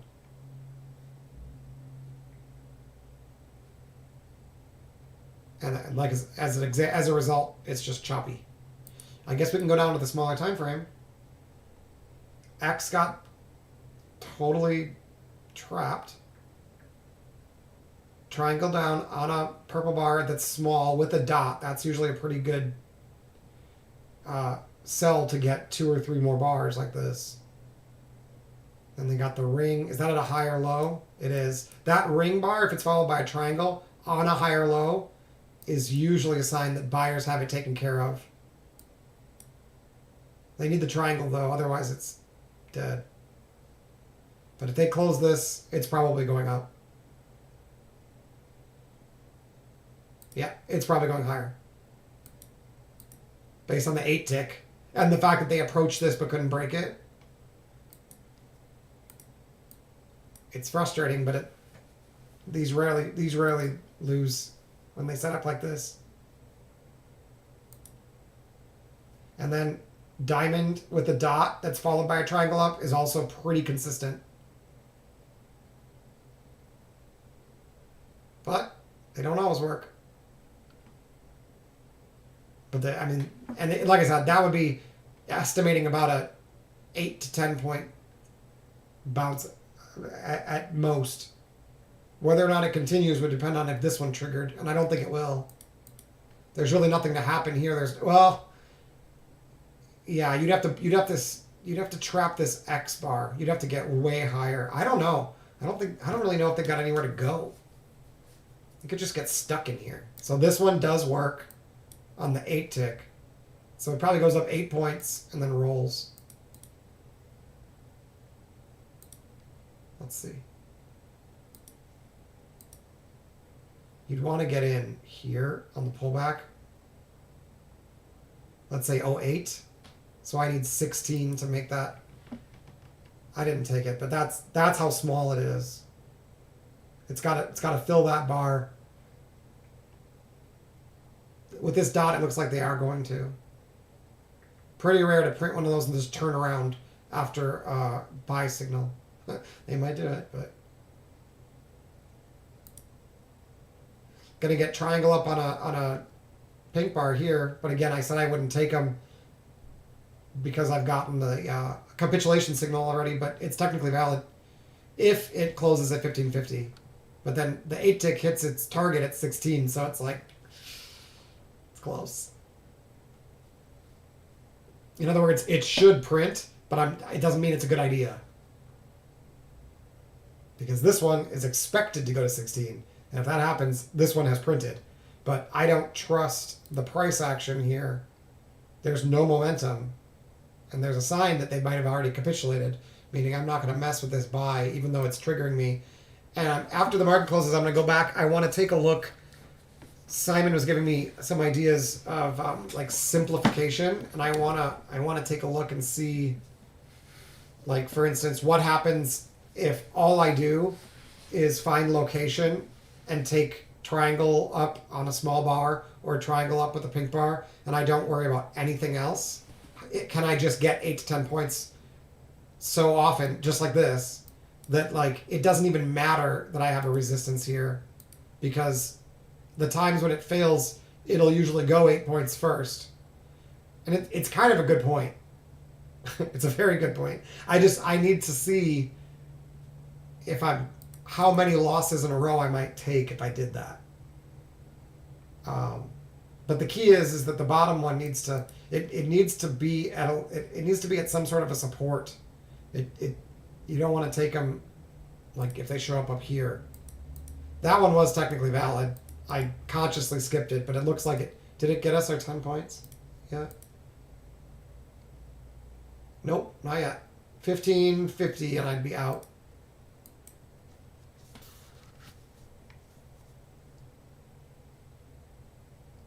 It was valid. I just got spooked by that capitulation signal. Oh. But now the short is technically valid if it sets up 15.50. There we go, 10 points. All right, so once again, Simon is right. That you really don't have to worry about it. You might be the last one to get it, right? And it's pretty. It can be demoralizing, but if you've gotten 5 in a row before that, who cares?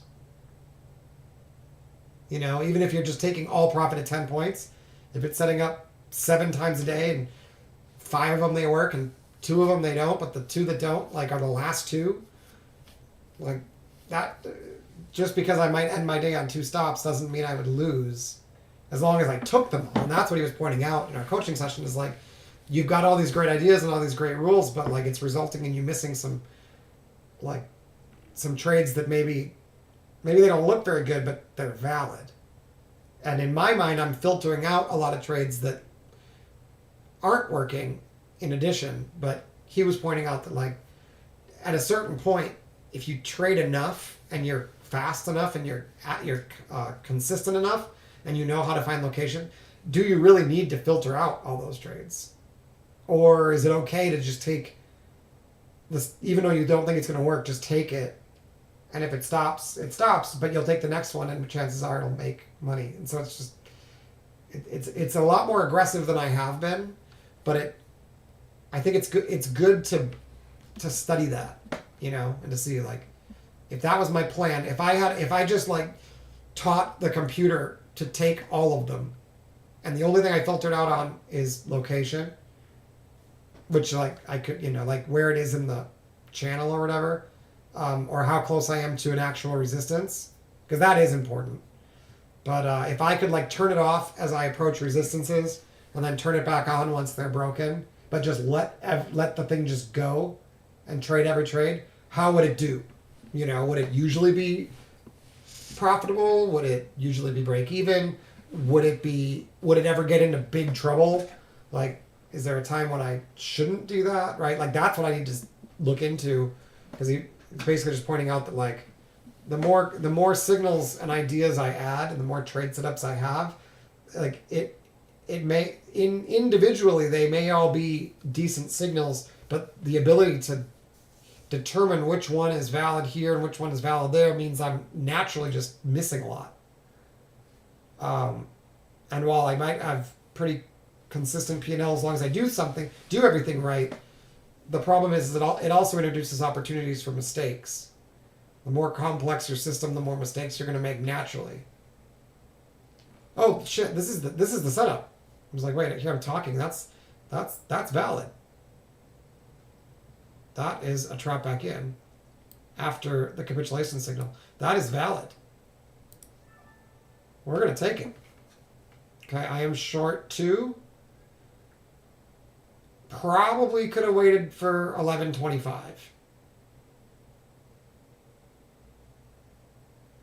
I will add to it 1 time if it comes up here and gets close to stopping me out. But stop has to go a high day. Point above, maybe. No more. So now it's clearly valid. Right? So I'm going to try to get 10 points, and then I'm only short 2, so I will hold a runner here, because I've seen these explode lower. But I'd like to get 10 points. And usually you will, if the momentum's gone. If the buy momentum is done, it'll work. If it fails, I'm done shorting. Right? It's like a one-shot kill. It either stops me out, and then I know that momentum's still there because they're not following through, or it pays me and I hold the runner because that way it pays for the times when I do this and it stops out. So if you're only going to take 10 points, you might as well just skip it. But if you can take 10 points and then hold a runner, and that runner occasionally gets 30, it's worth it. But unfortunately, the stop does have to go at the high, and it does not always work on the first try. You can technically put your stop at 20, but then you'd have to be ready to get back in, because sometimes it just wiggles around here and then rolls. So I prefer just to leave the stop up here, and then if it does that, I'll just add to it.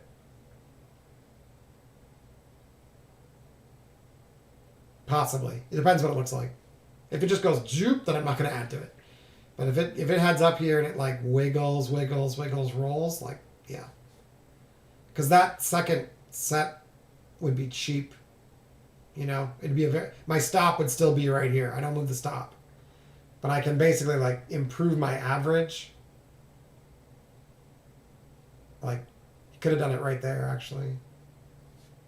If you see stuff like that, where it's like approach, and then no one's there, you can see it on the DOM too, or in the very small time frame. If we watch this, you'll see it there too. It's like suddenly everyone's pulling their orders, right? Like this, or this.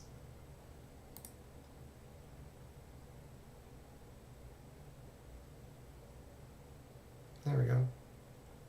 So that was a volume shift. See that? With a speed trap. So they're usually going to come up here and test that and then roll over. So now remember, I expect these to get broken, right? I mentioned that. If it goes down, I expect them to get broken.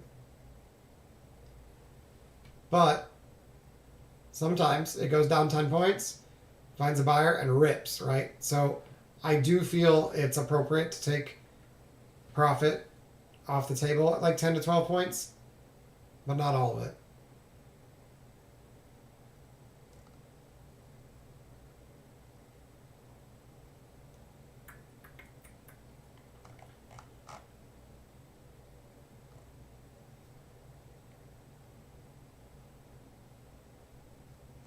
And if it gets going, it can go all the way back to that high volume node we pointed out earlier.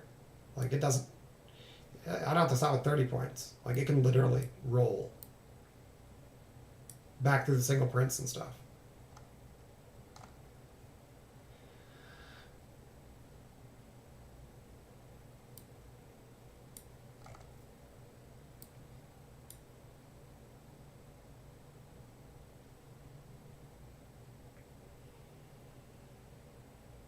But sometimes it will just stop. And you got to be okay with that.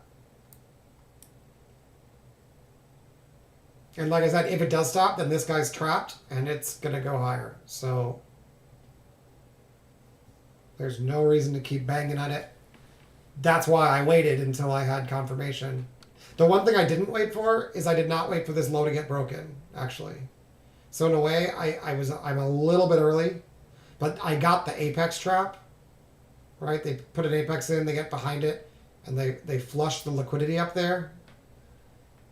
And oftentimes they only have to do that once. So I did take this a little more aggressively than I initially said. I initially said I wanted to break this low support and then get a retest. And that would still be valid if that sets up. Even if this stops, breaking the support, coming back up and using that as resistance is just fine. And if I'm in the trade, I can actually add back whatever I sold when that happens. So if I get, like I actually could have added 2 there, I should have. See how close it got to my stop? Like that would have been a cheap spot to add 2 more.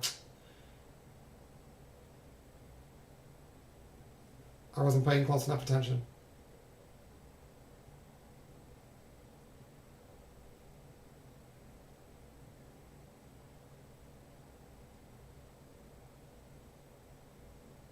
Yeah, this closing bearish would be very helpful.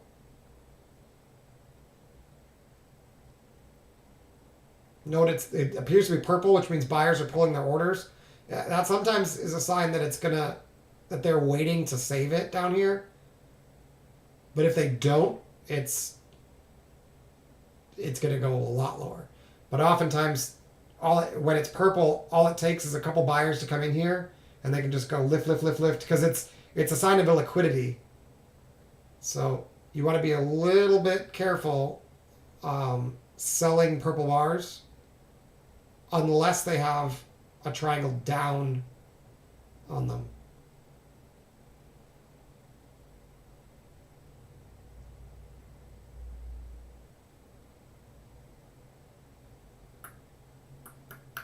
So see how the developing volume point of control, the little dotted line, they're trying to use that as support. They're like showing up right underneath it. The bears are going to have to take that, and it's probably going to have to act as resistance on the way back up for this to work. See that illiquidity? It's just like zoom. It's because it's a purple bar. It probably won't stay purple, honestly, if they keep doing that.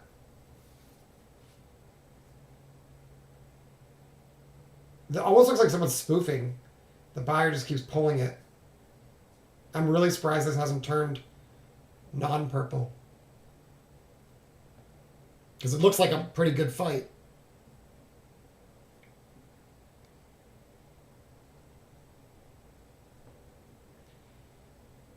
But apparently most of the drops are due to the order pulling, so...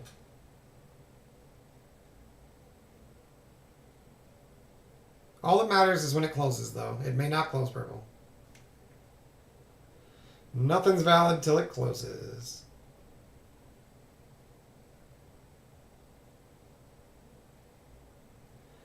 So now we're under that VPOC, but the developing point of control, I mean, but note the yellow VPOC of the bar is not under it, which usually means it's not ready to release yet. So we might get an up bar coming up next. Ugh, it's orange. That sucks. So they got the volume to shift. It's purple, orange with the dot. So that is susceptible to getting trapped if buyers put in any effort here. If they don't, then it's fine. But I really would prefer this wasn't orange. That's too bad. Because it basically is telling me buyers were pulling orders from the order book, causing price to drop, and volume shifted lower, which means basically if like volume shifted lower because they pulled orders. So it's an easy target to squeeze. It doesn't mean they will, though, but it definitely makes me wonder if this isn't going to work. Because it's like, why did you need all that? See, like, if you think about, see this dot? It's like a big volume, like bounce. Like, why would they do that when it's a purple bar that's orange? Like, it's just, it doesn't make a lot of sense. There's like hidden buyers in here, I guess, is the way to think about it. They closed it lower, but this wick, it might not have had a lot of sellers in here because it dropped due to orders getting pulled. But there were definitely buyers in this wick. So as long as we get under them, it's cool. But if they get over this, it's going to rip. Oh, well, that means I can probably move my stop. Now that I think about it. If they get VPOC above that high, it's over. I guess I won't. I'm not going to move my stop because I don't know where VPOC's going to be. But if they lift VPOC and on the next bar, it's probably going to stop me out anyway if that happens. So I'll just leave it. I'm not supposed to move my stops. I'm not going to get fancy. Let's just see what happens. Like, I really want to just, like, kick the trade out because I've seen this not work so many times, but the setup is right. It's just me not wanting to be embarrassed. If they can give us another purple bar and then a white bar, it's on. Okay, triangle down, but it looks like it's not going to be purple and it's not going to be small.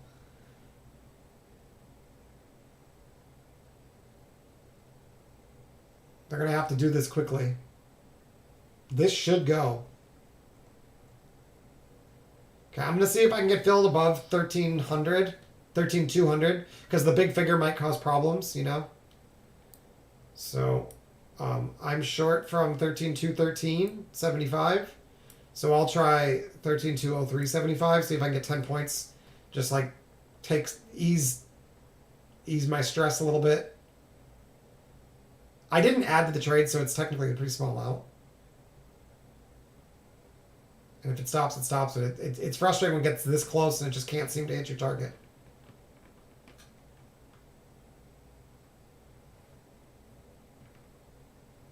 But it usually does go 10 points. It usually goes a lot more than that, actually. This setup is a swing.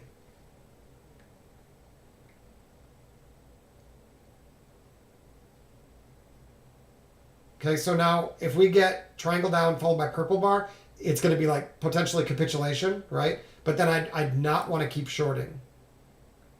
And if they eventually turn it around, you gotta just get it the hell out. Assuming this prints purple, which it might not. It better print bearish. Otherwise I'm screwed. I so just want to bail on this. It got 8 points, but didn't get 10. Had I added to my order, I could have taken my profits, right? Because I would have had a better average. That's the other benefit of adding. Is I could have actually been out of half my trade already. Because 10 points for my average would have been like right here. So it might seem risky to add to your trade, but it actually is decreasing risk as in addition to... I mean, yes, you're actually technically risking more, but as long as you're not planning on risking more than you intended to, it's a better deal than just getting 4 contracts in right when it triggers. You bastards. Okay, I'm not surprised this is probably not going to be a purple bar with that kind of fight, but it might close bullish. Fuck, I hate trading the end of the day. Okay, it's not going to be purple. They're going to fuck me. I know it. It's not going to be purple, though, so we're not looking at a capitulation situation. To the downside, I mean.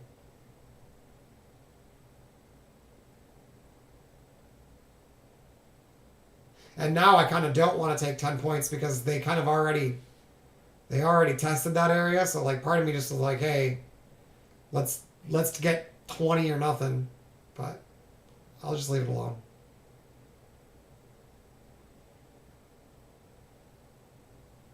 My instinct is just to pull the trade and break even, but that's not a thing I do. Unless I did it wrong. If I mess up the execution, I can get out of the trade. Other than that, I'm supposed to let it go.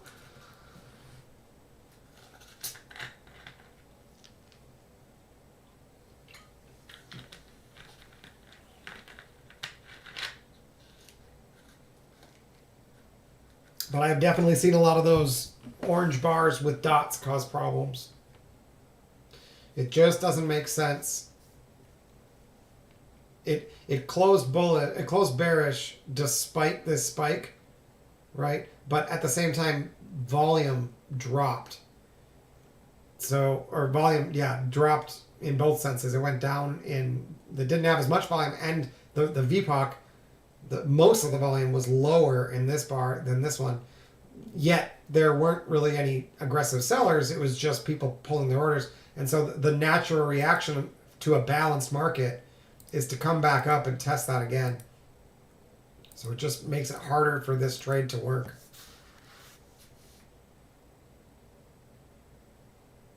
Doesn't mean it won't, though.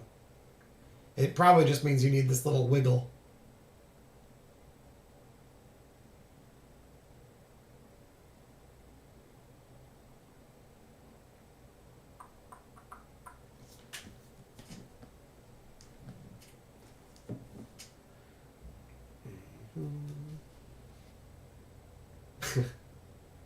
Sure is exciting.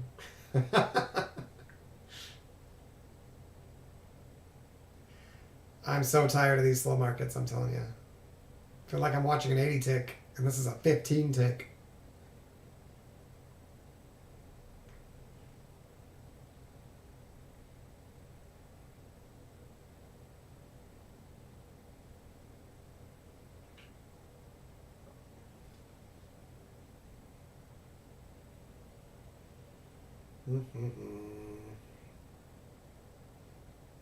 Yeah, looks that way. There's just no interest. And it's really hard to get short trades to work without speed. I mean, the speed can come out of nowhere, but you need them. You need some panic to like turn something like this, and it's just not happening.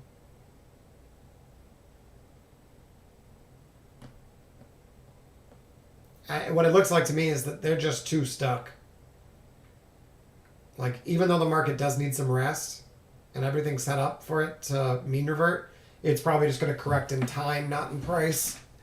There's just not enough. There's not enough participation. Yeah, look, they're probably gonna go trap that purple bar, that orange purple bar with the dot, and because there's only one dot, you might get a test roll, but there's so many dots in the same area just to the left, it probably just rips. In which case, I'll get stopped out.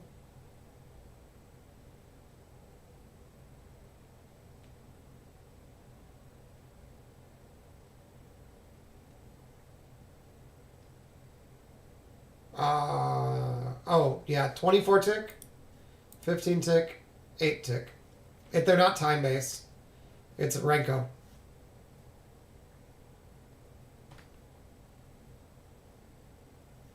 So 24 on the left, 15 on the middle, 8 on the right. But you can, it doesn't really matter.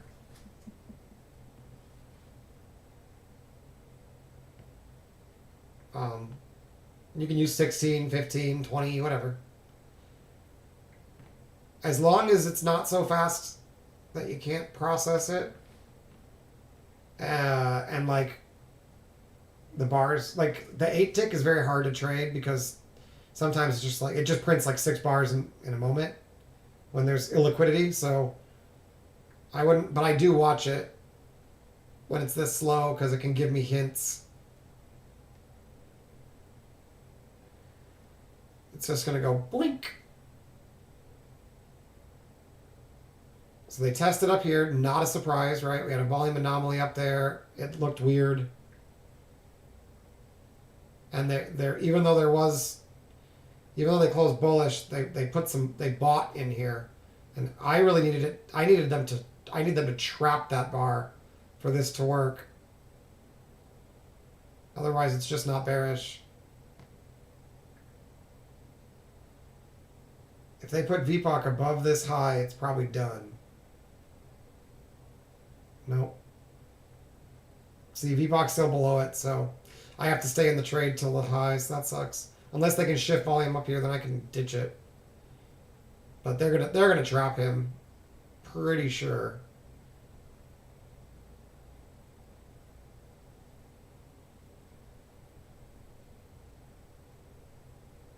Yeah, see, it printed with VPOC below the high, so I can't get out of it. Because technically, if this is bearish, he's still not trapped.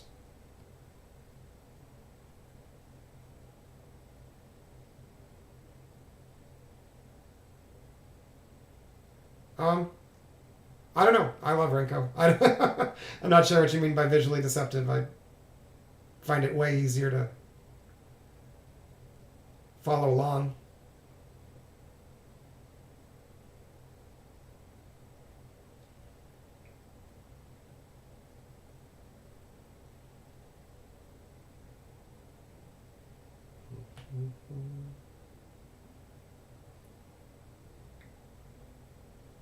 It makes figuring out like trends and stuff pretty simple.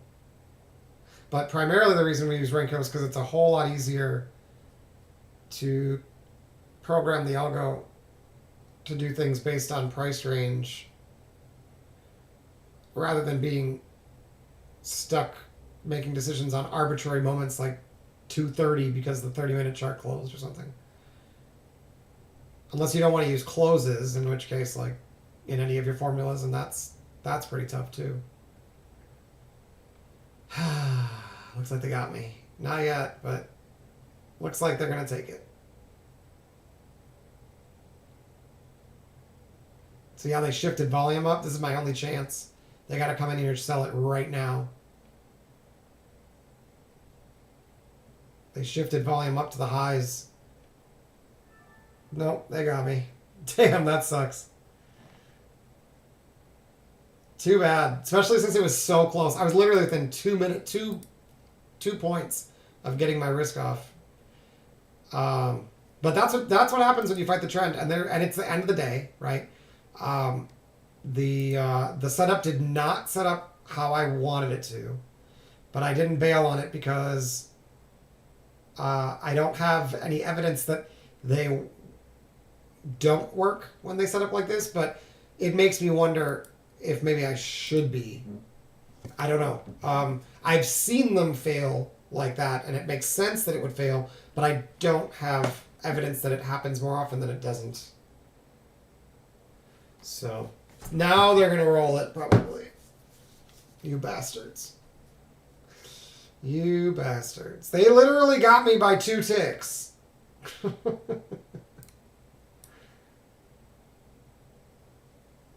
Wow. Bitches. So purple bar, triangle down is technically valid, but I can't personally take it again. I'm not allowed to fight the trend twice in a row. If I wanted to take this, I should have not taken this one. And then I would have either not gotten set up or else waited for the trap back in. But this was also a trap of this one, so it's better here when it happened recently. This is actually a better sell than the one I took. It's the end of the day. I mean, I probably could take it. The only reason I'm not supposed to take it is because I tilt when I do shit like that.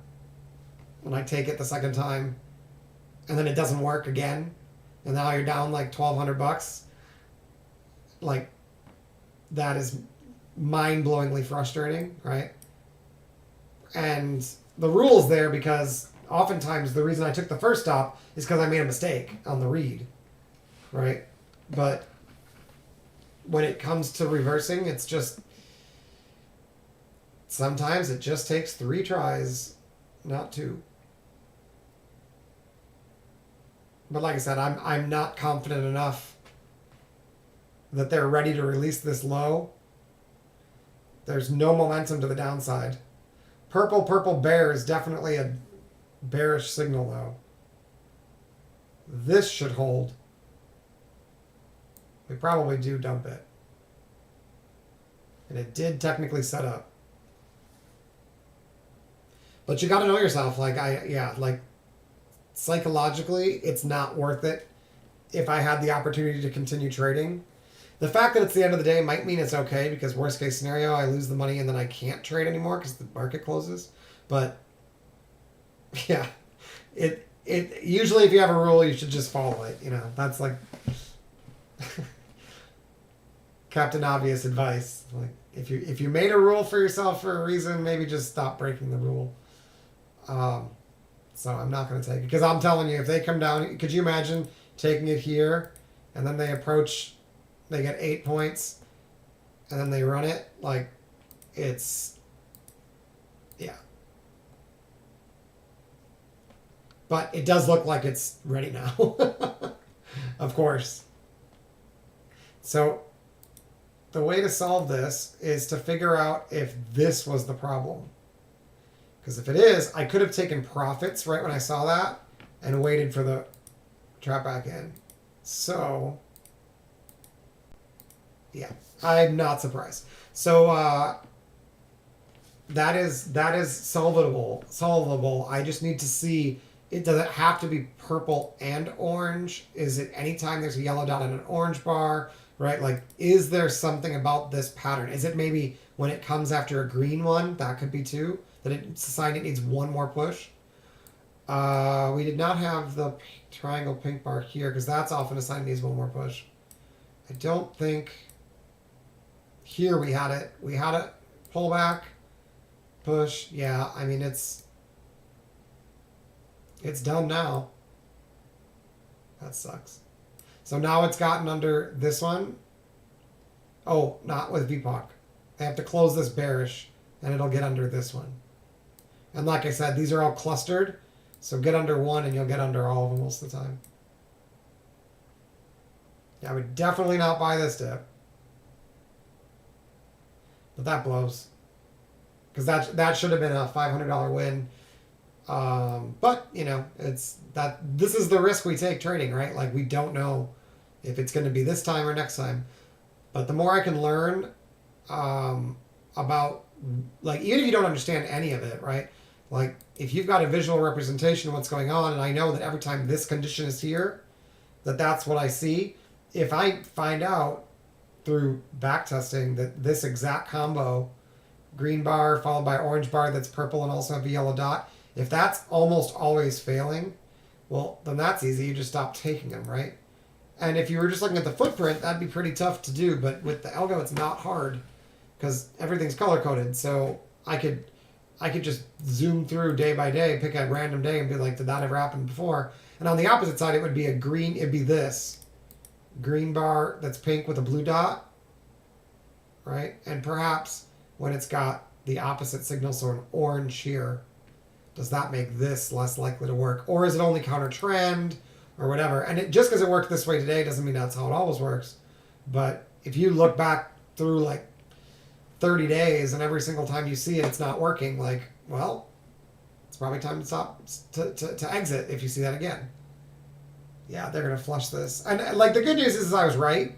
The bad news is I had my stop 2 ticks below the voodoo range level. And that would have saved me, but I don't usually put my stops there, but that would have saved me had I just waited for the voodoo range level. That kind of sucks. It's embarrassing.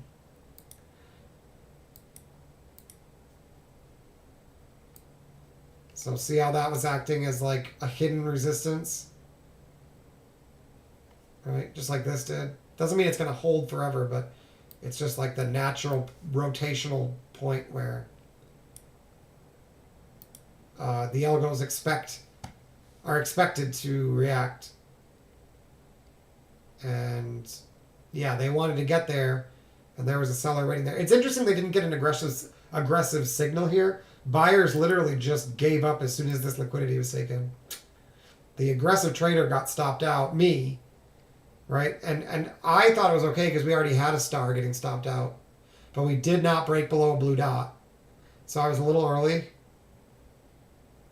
We still haven't broken down below a blue dot, so we technically could roll back. That'd be funny. There's no blue dots anywhere except for here. We did not get a VPOC below it. This could actually close at the highs. That's funny. Just because of this move. And the fact that this was produced by people pulling their orders. And now they pulled orders again.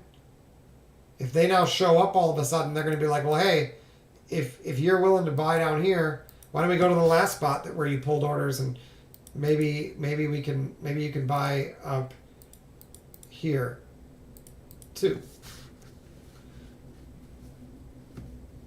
But again, that should only be that you can't really, that's not like actionable information because I mean, I guess it is. I guess it is. You test it under a dot, close back. But with all these dots here, it's almost never a good idea. But it worked here. And it worked here. Oh, interesting. Right, it didn't reach this one. Did it reach the VPOC? Absolutely. It did. So does that mean that once it's gotten here, that the likelihood is that it's going to take this? Which it just did. That could be. So line at... So that would mean that if they took this, that they're likely to take this. If they took this, they're likely to take that. Yep. If they took this one right here, they're likely to eventually take this level, which they do right here and here. That's interesting. I had never thought of that before. I was like, that's the only way it could be actionable.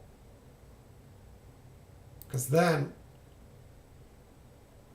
this one is, oh, they didn't reach it. Interesting. But this one they did reach. Okay. Weird. I don't know if that's a repeating pattern, but that's interesting. It's like once you get price to return to VPOC, chances are you're going to go to the high or the low, and if you don't, you get a continuation of the trend.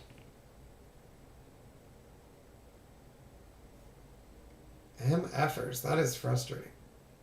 So see how it's turning blue? So that's a sign that it's getting a little bit overextended. We haven't seen, like, it's been all selling, yet there's no real fighting back. It's kind of like a really big purple bar, I guess. And usually once you see it, it's not a great time to scalp to that direction. Like, chances are this can be easily retraced now because it's blue. And if you can get over that and it becomes support, it can be, that's bullish. If we keep going down and this becomes resistance, that's bearish. It just kind of becomes like a little pivot, if you will. That sucks. I can't believe how close that came. But I followed the plan and I followed the process, and that matters more than anything.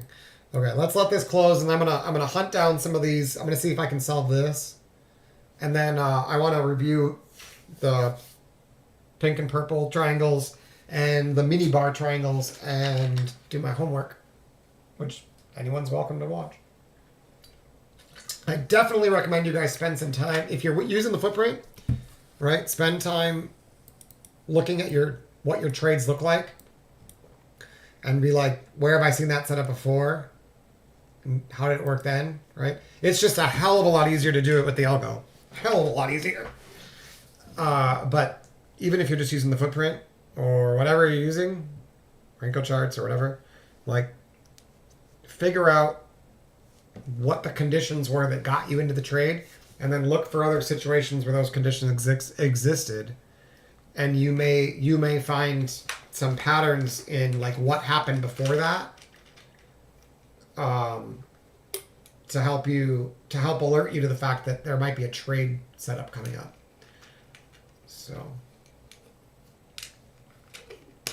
yeah, it's just a general suggestion. So we will do that. And what I usually do is I look over the current day and then another day in the week, because that'll give you a good sense of like how it does in current market environments. And then I'll pull up a year ago or 6 months ago and see if it worked then too. Or if the pattern, even if I'm looking for like a failure thing like this, I'll see if this is always a problem or if it's only a problem in chop, or try to answer if it's maybe a problem because of the location, all that. You want to get that as specific as possible so that you can then make decisions with like evidence based decisions, right? So these ring bars work better on like second lows like this. So that actually is probably buyable. There's only 1 minute left, but this probably goes higher.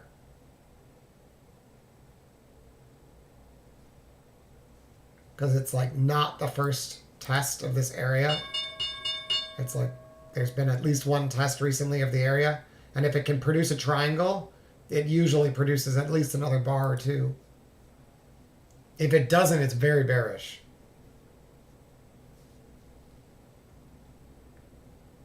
Assuming it's the second low. A lot of times you'll see ring bar, little bounce, and then second low, like higher low or lower low, like double bottom, if you will, and then another ring bar. And that, if that one's followed by a triangle, it's good. But look, this one's triangle up that's pink. So by Simon's rules, that one's just buy it, right, with a 1 bar stop. And it would immediately stop out right here when this one closed. So by the time this bar closed, you'd just be out of the trade. And you'd get in at 12, let's say. Highest you'd get in is 12. And then you'd be out at 02, let's say. So 10-point stop, right? The more conservative stop is down here, but there's really no reason to think that that's going to hold. So if it's a triangle bar, we're finding that if the entry's on the triangle, you can just get in on the triangle and then put your stop wherever the bar next to it closes. So here. And on the 15 tick, it's usually a 10-point stop. The 24 tick, it's usually a 20-point stop. Give or take. Depending on how long this wick was. Wow, so they just flush. Okay. Well, like I said, I'm glad that I saw it right, and it's just too bad that it didn't follow through the way I wanted. So let's quick see if I can find this exact setup. I don't know if I need the green bar before it. I mean, obviously this is the inverse of it, but it's not at an apex. That might be part of it. See, here's the apex, here's the triangle, and then later you got this. This one's at an apex, and it might be okay at an apex. Let's see if I can find something that makes sense. The problem with it may specifically see when it doesn't have the purple or the dot, the orange bars not at the apex are great. Well, okay. Even if it's counter trend. Orange bar at the apex, continuation with the dot, but not a purple bar, but it's at the apex. Orange bar not at the apex with the dot, immediately beat, right? They just pushed too hard. Oh, and it was followed by a green bar. Were any of these followed by green bars? No green bar. No green bar. No green bar. Okay. I know green bar, orange bar at the apex can be a good sell, but perhaps green bar, orange bar in the middle is a problem. So see, this orange bar got beat before then it rolled over, and it's not the apex.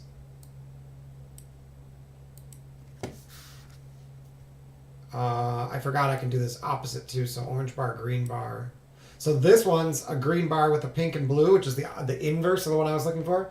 There's no orange before it, and it's an apex, and it still produced a little bit of a lift, but then look, it did get trapped back in that produced a bigger lift. So that's that. This is basically exactly what happened to me in reverse. Right, but it's at the apex, so even more surprising. And here's another one without the dot. No orange bar before it. It does not test below. It just lifts. Orange bar, green bar, immediately beat. That used to be in big, fast-moving markets. That was like the sign. It was similar to the triangle followed by pink bar, where like the trade, it's going to go higher, but only one more time. That used to be the case. So like this, if it's bearish and you get green bar followed by orange bar, usually this move was the last of it. But see, so this is support now. So that might still be the case, but it appears that in the process, well, this one did. Yeah, it did. See, it got stopped out. That's what's changed. I don't remember them coming up and tagging these 6 months ago. I think it's specifically green bar followed by orange bar. Any way to know right now if your mentor gained in this 2 hour today? 2 hours. I think he met. Let me look. Did he trade this evening? Let me check the room. Sometimes people post their P&L in the room. Let me see. So, okay, let me just get it up here. Okay, here's today. Not everybody posts their P&L. So Ronnie did. Here, I don't want to give any personal information, but okay. Oh, you can barely see that. How do I make it bigger?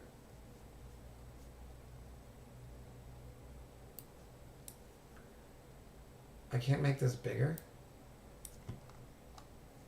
So total profit 15,575 or something for Ronnie, one of the members.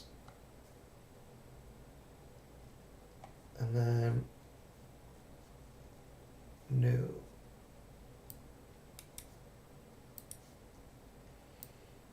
And there's another one, 2006-25.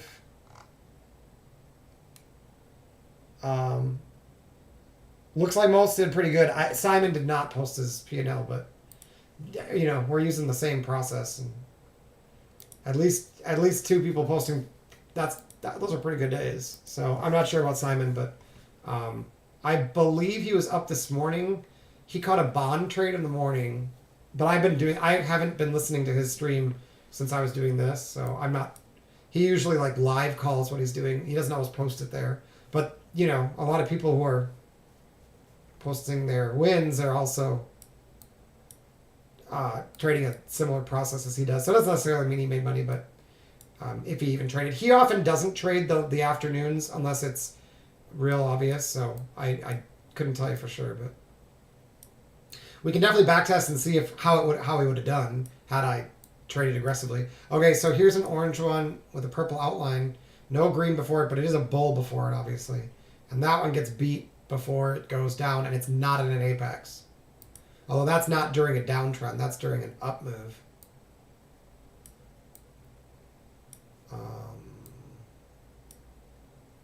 Let's see. These are all at apexes. Okay, green with a pink, not at an apex. Goes down before it goes back up. I'm seeing a pattern for sure. But again, it's not at the apex. It's like trying to become an apex, but doesn't succeed.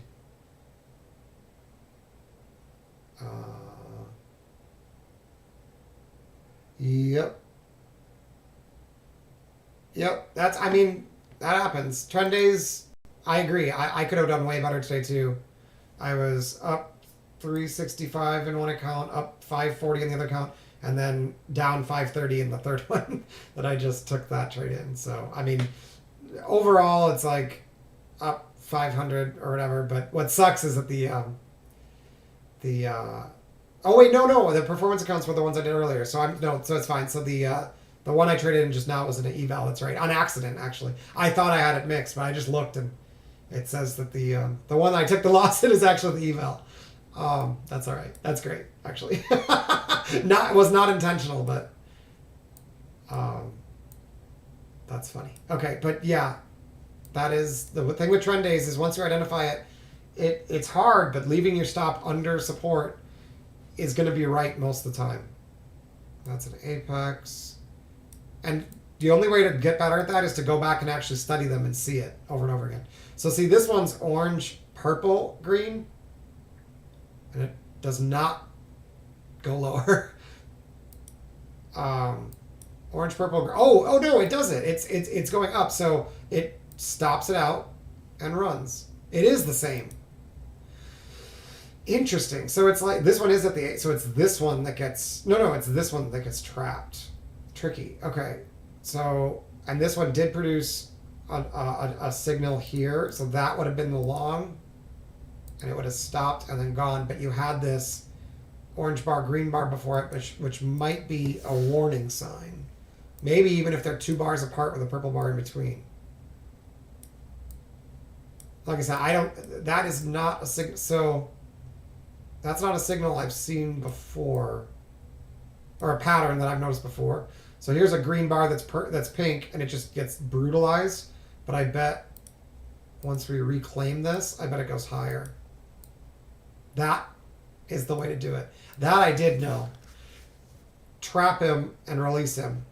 It's a trade called trap release. I do know that trade. I just hadn't thought about applying it. Here it is again. Stop. Release. So they stuff them and then they release them and it explodes. So it's okay to take a stop as long as you learn from it. And there might be a setup here. Is that one at an apex? No. Looks like they trap release more often when they're not at an apex. That might be the revelation. Because I wasn't even thinking about that. Well, I was, but I wasn't thinking about what to do about it. I didn't have a plan for what to do about it. Here's another one. Not an apex, dot, purple, orange bar, no green behind it. But oh, this one just gets wrecked up. It never triggered triangle down either. But that's interesting. Okay, here. Green bar, not at an apex, came after an orange bar. Took it out. I bet if you get over this, it goes higher. Oops. It like becomes a pivot. Yep. Oh, here's another one. Now this one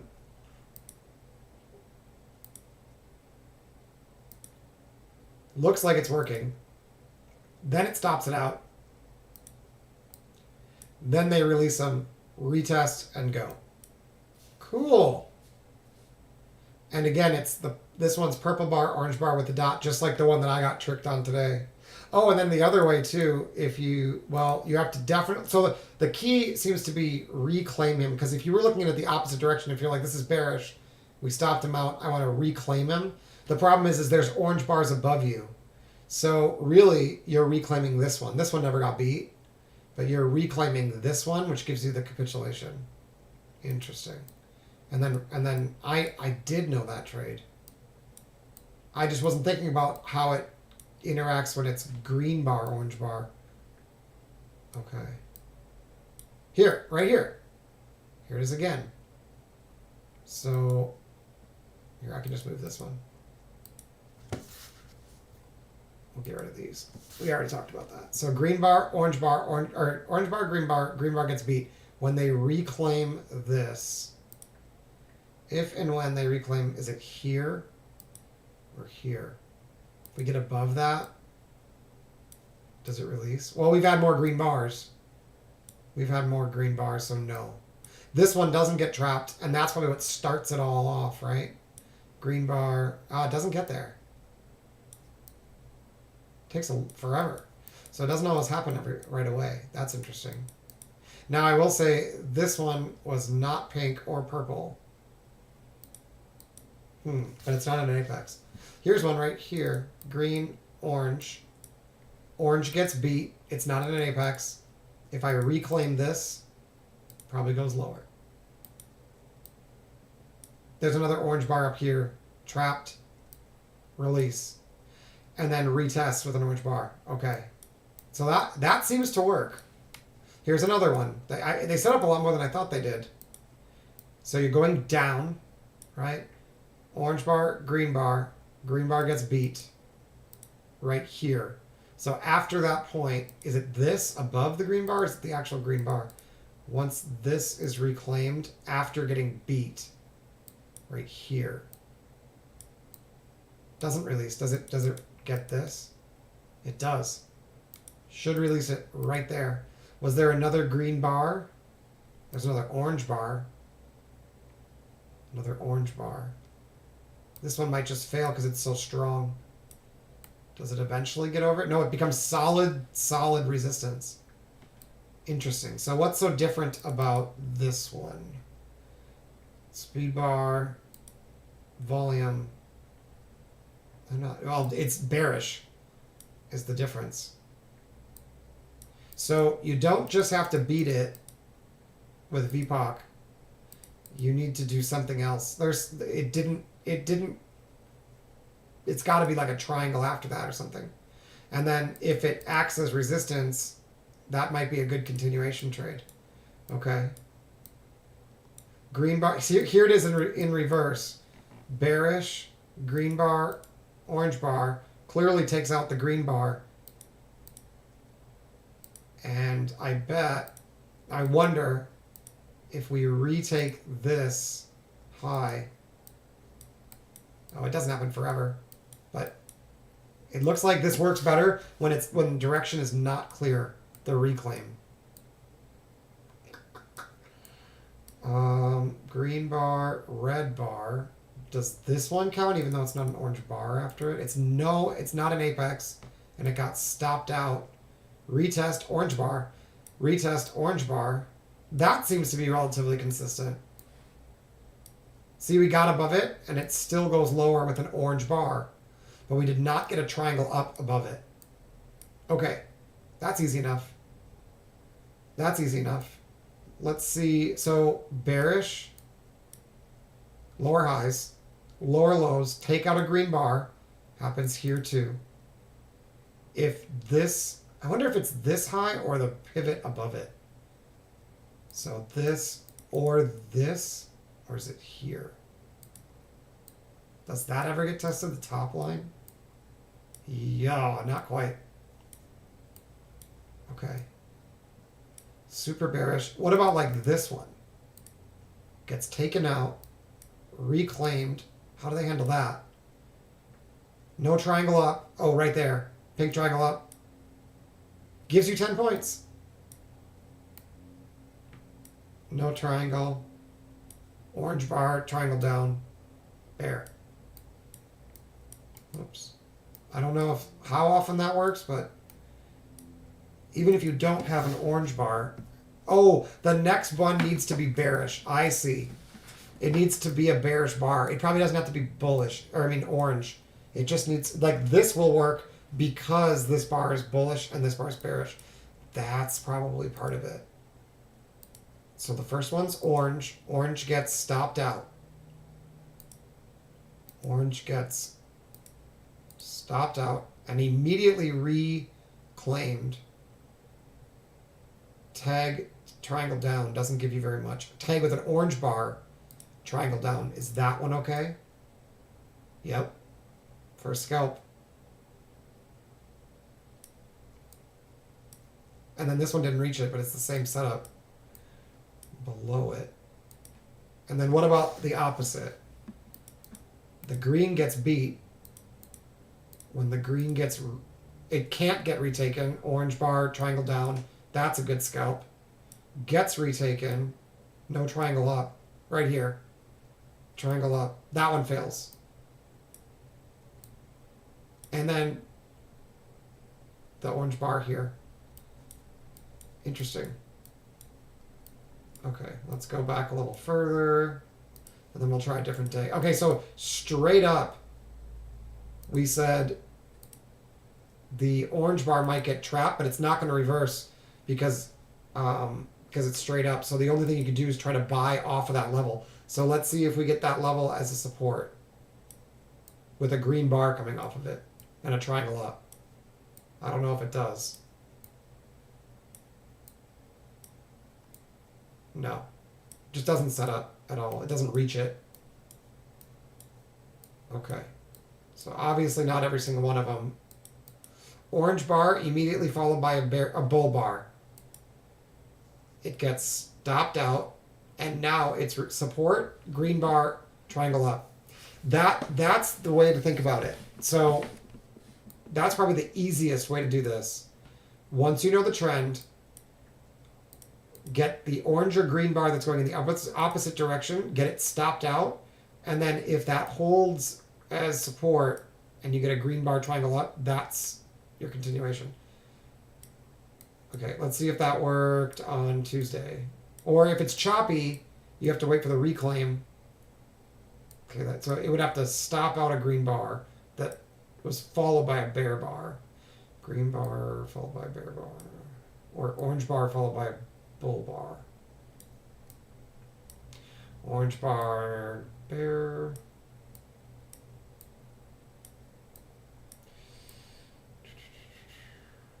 Green bar, bull. Orange bar, okay, green bar, bear. So this, or this, I'm not sure. It's probably this. It's bearish. We trapped a green bar. If it comes back up there and rejects and gives us orange bar triangle down, is that a good sell? It doesn't set up. No triangle down. It reclaims it. Triangle up works. Okay, that's good. Reclaims it. Triangle up works. It does work even against the trend. Holds it now. Triangle up works. Loses it. Oh, no triangle. Just it clearly did react to it, but it just didn't give me the signal I wanted. Okay. Maybe it's star or triangle. That'd be freaking cool. All right. Let me just do this. I haven't erased the volume profiles for a while. All right. So these were single prints, although I don't think you knew that at this time because we backtracked a bit. Okay, right here. Green bar, orange bar. So this one was down. And this was followed by bear bar. It was stopped out and reclaimed. So here, if this triangle was here, you'd think it'd go higher. But now tests of it should act as support, and then triangle up or maybe star can be used to go higher. Let's see, does it act as support? Resistance. Ooh, no. That, yeah, so you can, if you use the stars, you can still get your butt kicked. And this has already given it up, so you don't want to do triangle up after they give it up. Right here, they got a VPOC under it, and it was not bullish. So triangle, that might work. Triangle down. Star triangle down. Yeah, you need the triangle. Okay, that's fine. Unfortunate, but that's okay. Green, orange, going in the right direction. Going in the right direction. Here we go. Oh, but it's not bearish. Maybe it is. Let's see if it works anyway. It's this line right there. Orange got beat, stopped out, reclaimed. It's got to get all the way. I think it's got to reclaim it all the way back to here.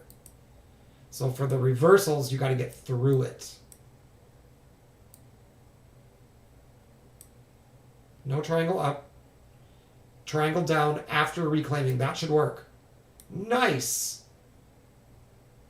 Orange bar triangle down.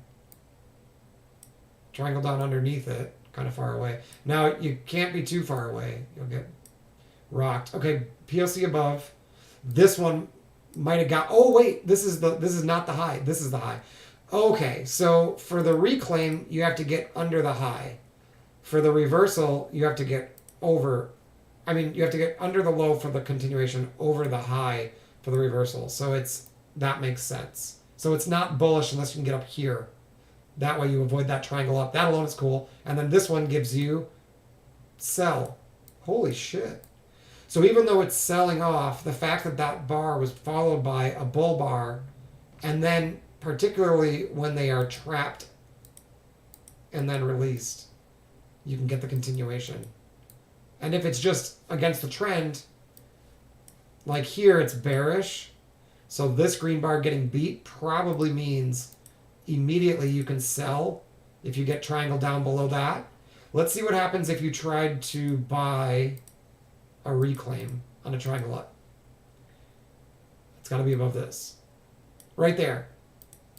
VPOC's like on it. Yeah, you get 10 points. Okay, under it. Now triangle down. Nope. Right. Oh, orange bar, no triangle down. Oh, that was one of the other signals. Right there, triangle down. Ooh, that one stops. So yeah, that's tricky. This one looks valid, and that one stops. But we had another orange bar. That might be a reason to chill out. Because no, that should be good. We stopped out a green, got an orange bar. That should be good. I think that's just a stop. Comes up, rejects. There we go. Triangle down after orange bar. That one works. Okay. So maybe you need a star or a orange bar here. But this is perfect. Does it happen again? Does it keep going? Star, triangle down, right off of it. Look at that. It's like, once you see these, it's just like, how did I not notice this before? Okay, let's go to like a random day. Oh, first, let's go to a different time frame. Does it work on a 24 tick? Okay, it's right here. It's the same thing.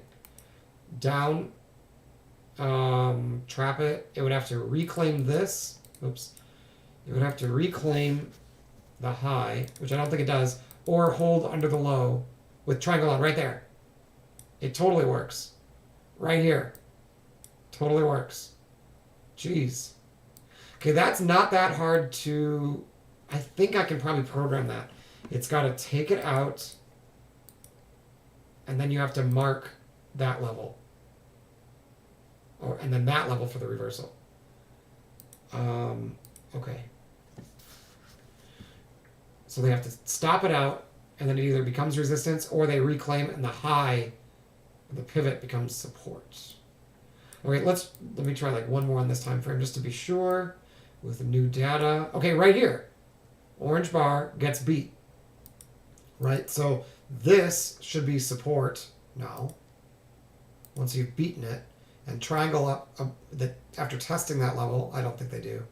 Just works. And then if they would have reclaimed. So that one just didn't do anything. They've already gone through that. So, okay, so green. No, wrong green. Right there. Green stopped out after a bear bar. So this is probably going to be a reclaim. Whoops. Jeez. Okay. If they reclaim this, and then it looks like green triangle up or star triangle up off of this level. Right here. Green triangle up. Oh, that one stops. So you might not want to do it when you're trading right into resistance. That's kind of obvious, but something I'll have to remember. Green triangle up. That one should make your money back. See, now that you've gotten space, like here it was like within a bar there. Here you've got more room. Wow. Jeez. Oh, and then there's another one right here. So stop it out, reclaim it. To reclaim it, you need to get above the high. It might even be this pivot high. Triangle up. See that one? Stops you. So what if you do this? Pivot high. Yeah, then the triangle up VPOC is not above it and you just hold off. You'd miss this one too. That's good. You'd miss this one. Yeah, so if there's more than one in a row, you got to do the first. You got to do whichever one comes like back to you first. That's interesting.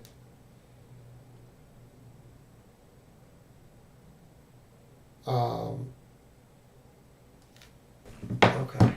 So it seems like it works on this time frame. Oh, then there's another one. I just can't believe how prolific they are. So if I get under that, do I get a triangle down right here? Is that a stop? It is. So yeah, and you'd see that there's another one, and it didn't quite reach it. Interesting. Okay. So be careful when they line up like that, basically. That's good to know.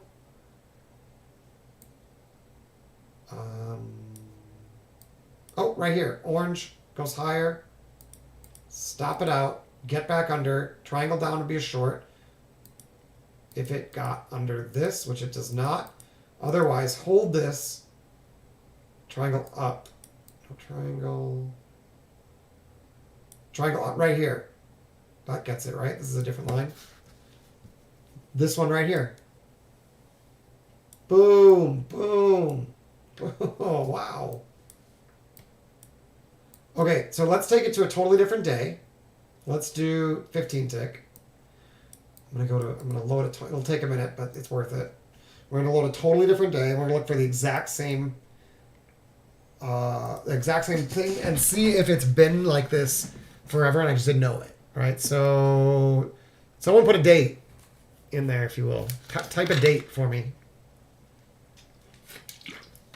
The closer the better, because I gotta load them all. So let's see. So I want to do use date range. And let's do, how about date range in file. Okay, so I think if I load up like, let's do like, how about 22? 23, 2002. Can I change this now? Use date range. Date range in file. Oh, wait. I did that wrong. Okay. Chart settings. Use date range. Date range from file. Okay, so 2022 to 2022 to 20. A little 20 days. It'll take a minute, but that should do it. Okay, so this will take a minute. We're going to load 1 month before.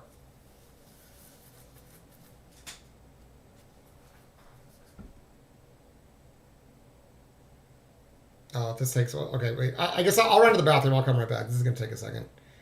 Oh, wait, no. 98.7. Here we go. We're good. All right. I was going to say, I don't just want to sit here watching it. So this is Friday, February 18th of 2022. Okay. And we're going to look for the exact same stuff. I have no idea if this is going to work, right? But it's a good idea to know whether or not this is something unique to this price action, or is it something that only that it has always existed, a pattern that always has existed, and I just didn't know about it. So let's go back a ways. Back. It's just so much easier to do this left to right. So let's just, here, we'll just do this. We'll go back to Friday morning. Well, today's Thursday. Let's go to a Thursday. Let's go to a Thursday.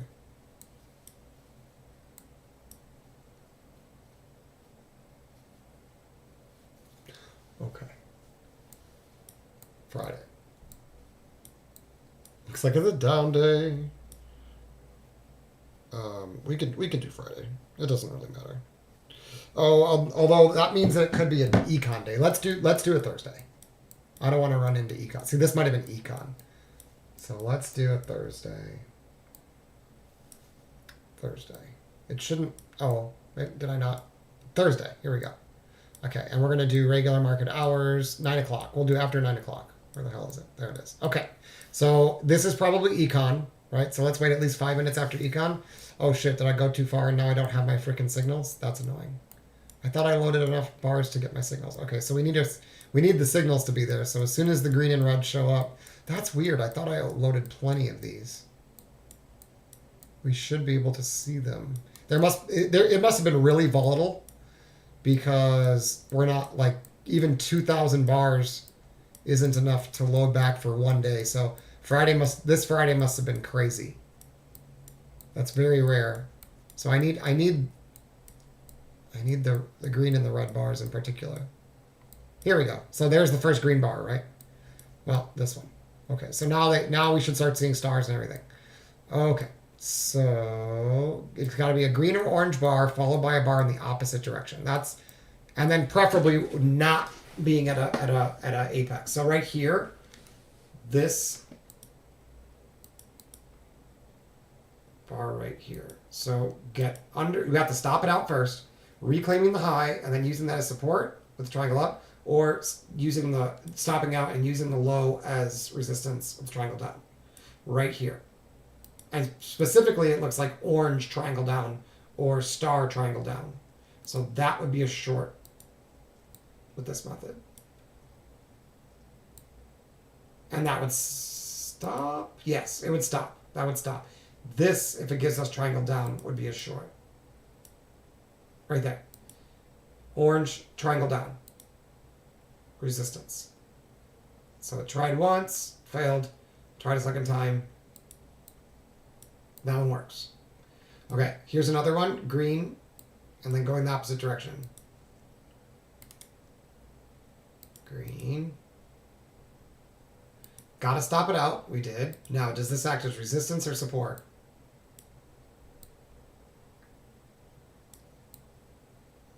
Okay, they still have not reclaimed it. There, they reclaimed it with triangle up, so that's a buy, this one.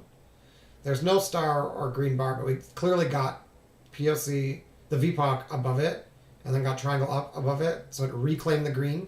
I want to know what happens up here. Does this guy get... Does that act as resistance? Not really.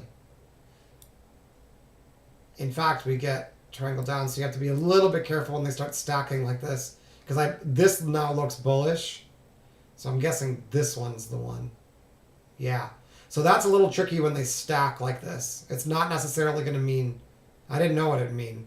But it looks like once they know the direction, if it doesn't hold here, it's probably just going to keep going in that direction, I imagine. So I don't know how long these stay good. But it looks to me like it's until you get another signal. And then they might stop working. Because this doesn't look all that useful anymore. Although this one does work. And this one does work. Oh, we got another one. So let's move this to here. I'm assuming since these kind of overlap. So that, and then does this one continue to work? Orange bar, triangle down, or does that stop? That kind of works.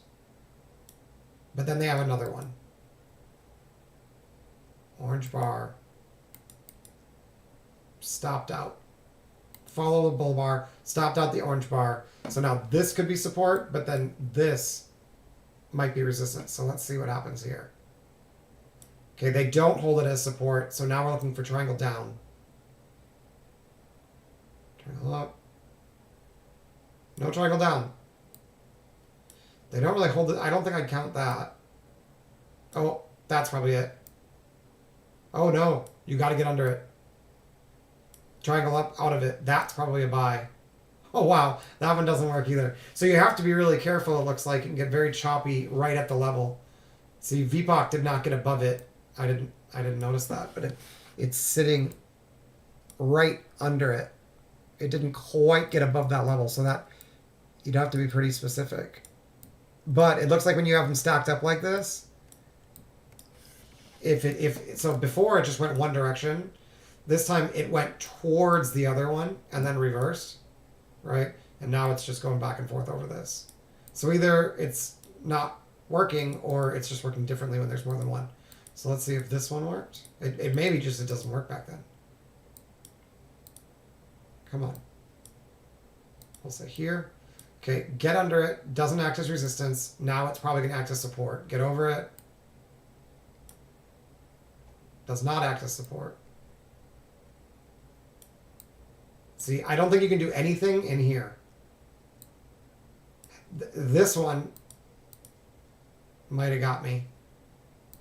But like I said, there's another one up here. I think it's causing problems. Oh, there, it does it again. So there it is again. Orange bar. Oh, were these at apexes? I forgot to check. I don't think so, but if they're at apexes... Nope, that one wasn't. And...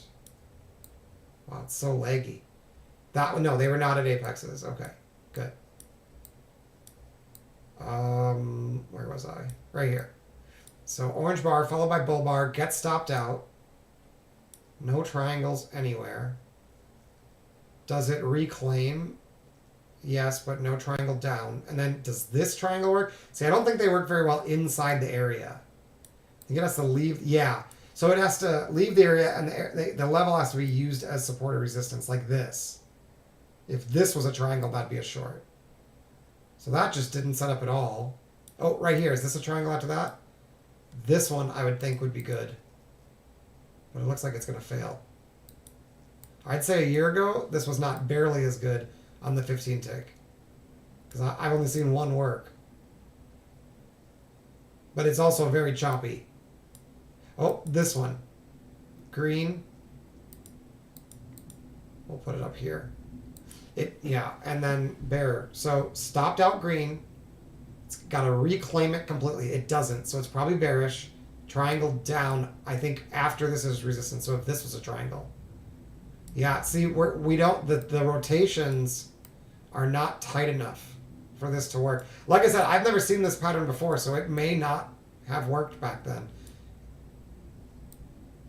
It's very possible this is something very unique to this price action. Oh, there's one.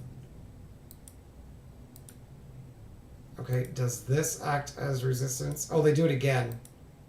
So it does act as resistance. Does that triangle continue? It does. So this one worked from here. It's very bearish. Retest.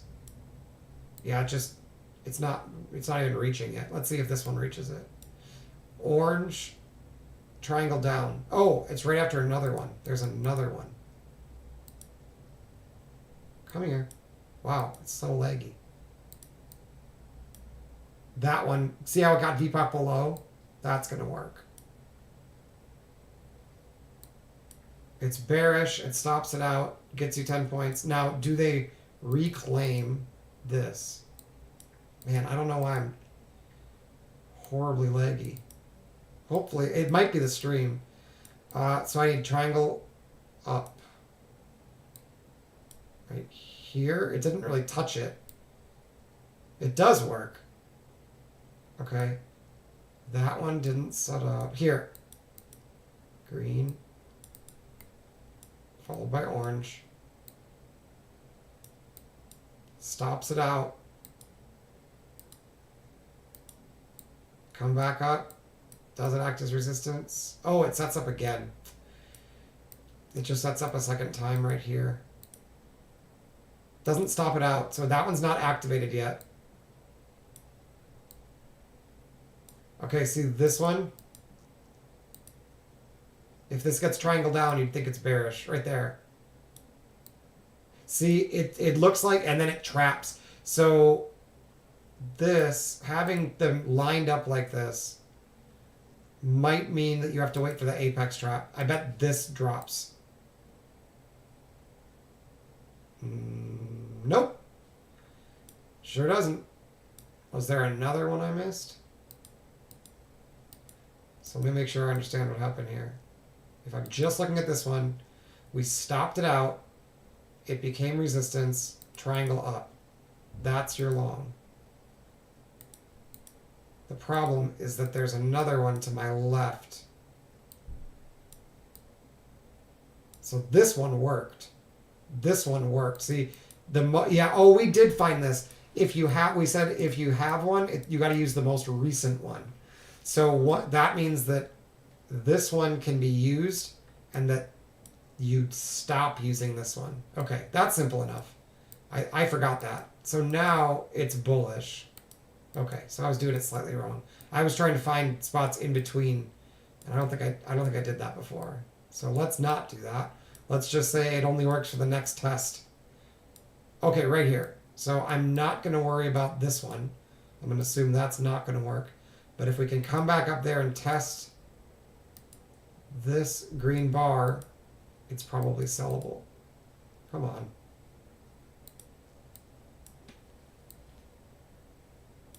Unless we get another signal before that. And it never comes back. Green, orange. Can we come back up and test this? And if so, can we reclaim that one? Let's see. Looks like that's a no, because then they print another one here. He gets stopped out. Does that act as support? See, I don't think that counts because the VPOC's not above it. That one probably counts. Unless we got another one. No. Yeah. Those are good. This one. So if you put your stop right here, you took a 10-point loss, you get it back here. It does look like it sometimes needed twice for it to work back then. So maybe what's different, which might not have made it very useful back then, but maybe what's different now is that they're printing this on the second try.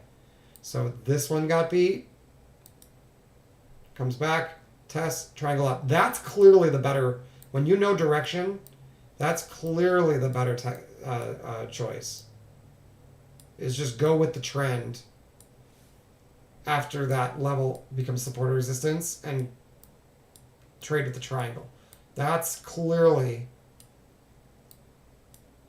the way to do it. So here, this. So now this is going to reclaim, right? So it stops it out. It doesn't act as support. Now, when it, I think it's this. When it reclaims this, can triangle down be a good short? Especially star triangle down or orange bar triangle down. And that's a yes. That one works. Okay. Nope, those are going the same direction.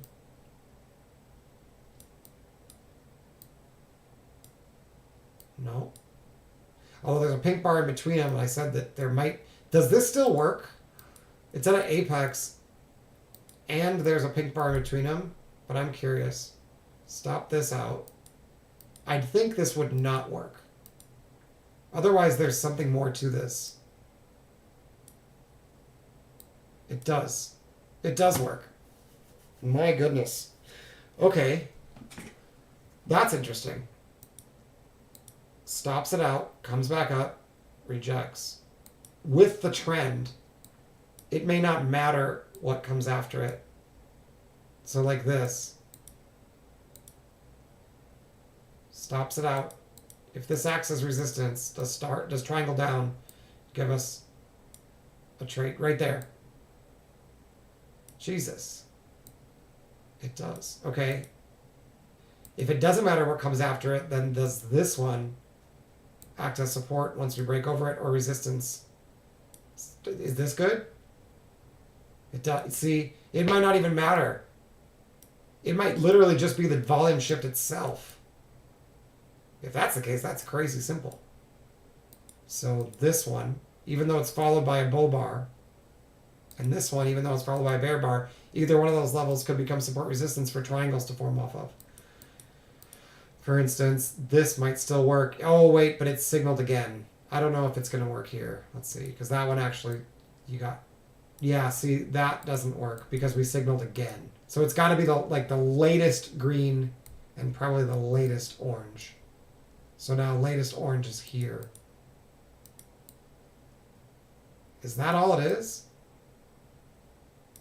That would be a short because it tested star triangle down. Yep. For a scalp, it looks like it might not matter. It's got to stop it out and then use it as support and resistance or reclaim it. I can't seem to get this to work. I'd only use it the one test, I think. Okay, let's see. Does this one work? I think it does. God, I can't seem to grab that because it's such a lag. I keep clicking it. What is going on? Yep, it's the lag. Come on, I can't tell if I have it or not. There. Okay, stop it out. Orange bar, triangle down, please. Triangle down. That should be it. Shoot. It's easier than I thought it was. Why in the world? Okay, so green bar, stop it out, triangle up. So that should work. Oh, but only to resistance. Yeah. So location's going to matter. So the reason it works like that back then is because we had such sweeping volatile days. Okay. And right now, we're probably not getting very many of these where you have green bar, then it goes up, then it stops it out, then it comes back. Like this. So triangle up, that's probably a long.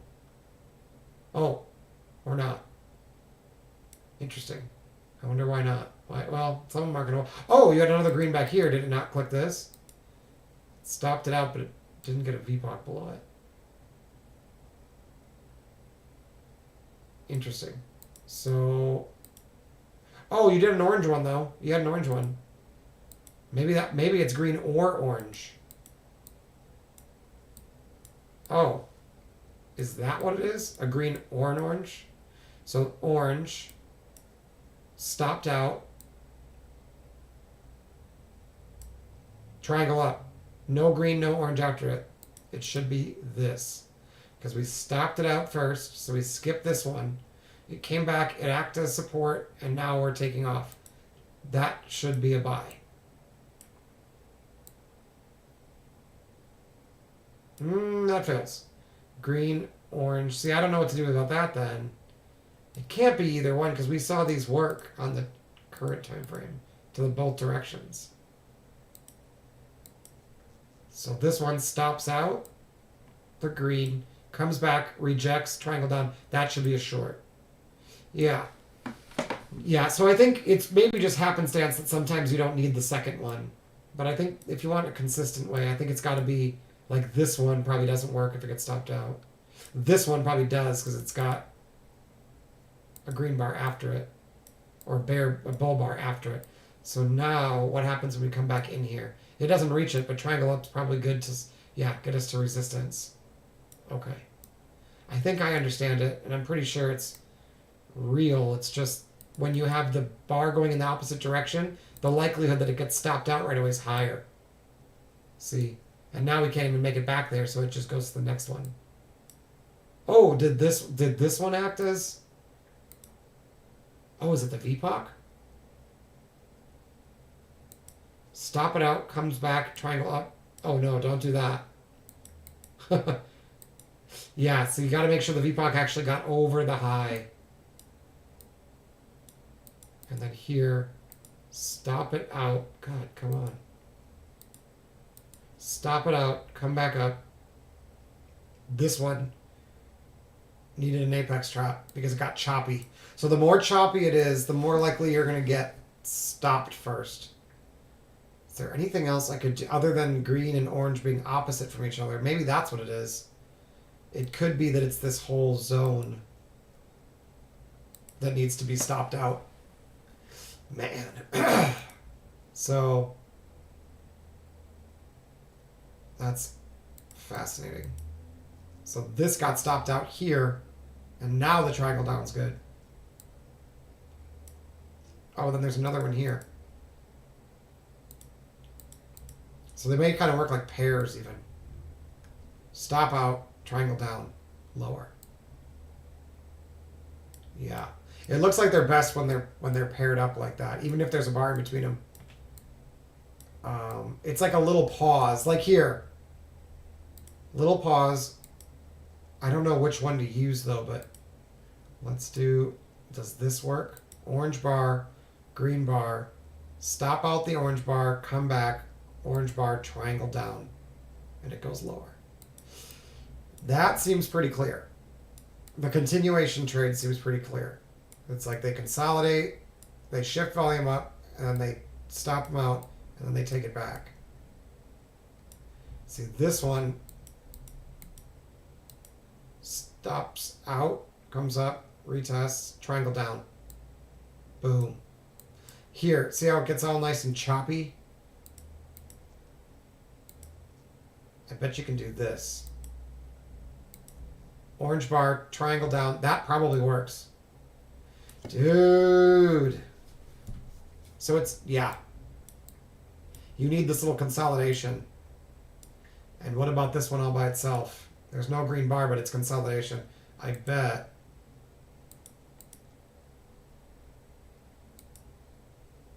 Stop it out. Go back under. It doesn't act. So this would be your first one. That might fail, but really it just got to support, so that's not a huge surprise. Then you take it out, so this triangle would be the up. Oh, that one fails. Interesting. Now that one's pink, and it couldn't get the VPOC above this. That might be why some of these are failing. It might have nothing to do with the setup, but more with the price action. So like this, stop out, triangle up. Does that work? No. It definitely works worse when it's at an apex and it's followed by a bull bar. That seems to make a big difference, actually.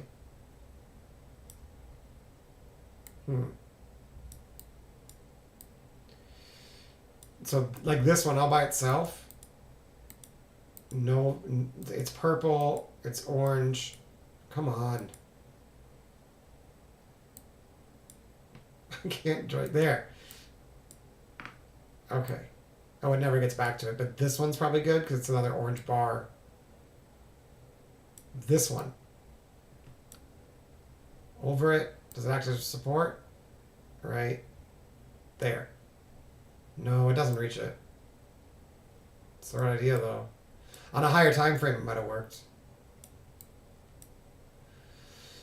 That one's not an apex. Still doesn't make it. No orange bars there anywhere, right? No. Orange. Okay.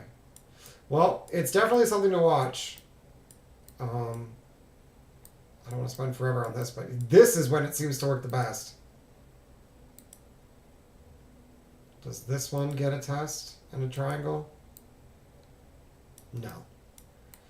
Wow, crazy. I don't even think I'd be using this time frame if it's that wild.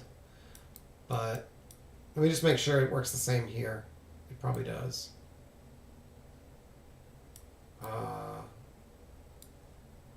Green bar, orange bar. Aries lines.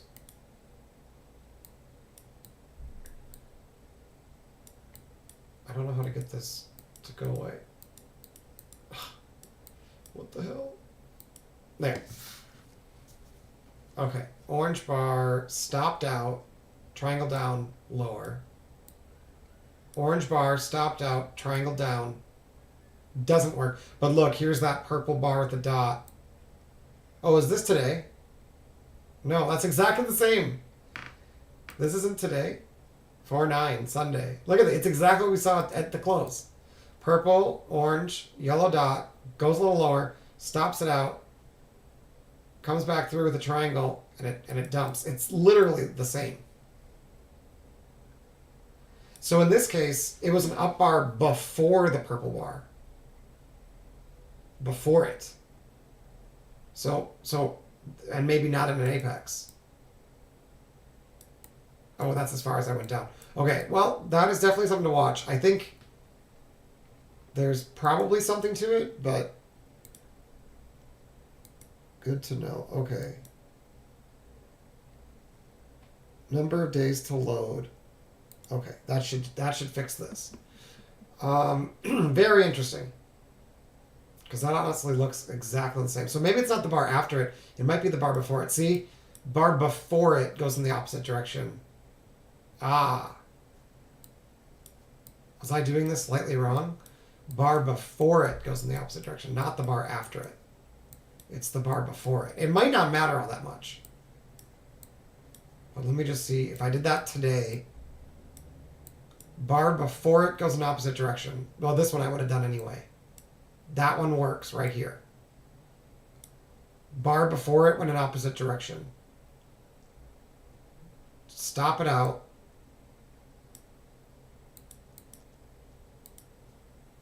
This triangle did not get the VPOC above. Did we reclaim? Right there. Reclaim. No triangle down. Right there. Does that count? Nope. You need the VPOC below the low. I don't even know if it's useful anymore. Well, it's right at the volume point of control too. It looks like you want the market to be moving and then pause and produce like this. Up, down. So it's this, gets stopped out, retested, and triangle up. Right there. Yeah. As long as I don't know how to, it's like a period of consolidation when the market is moving. And then this one is up, then down, so this might work too. It's at an apex, but let's see. Can we stop it out? That's the first question. Yes. Comes back. We got to get under at least VPOC, but I think the low to reclaim it. Under the low does not act as resistance.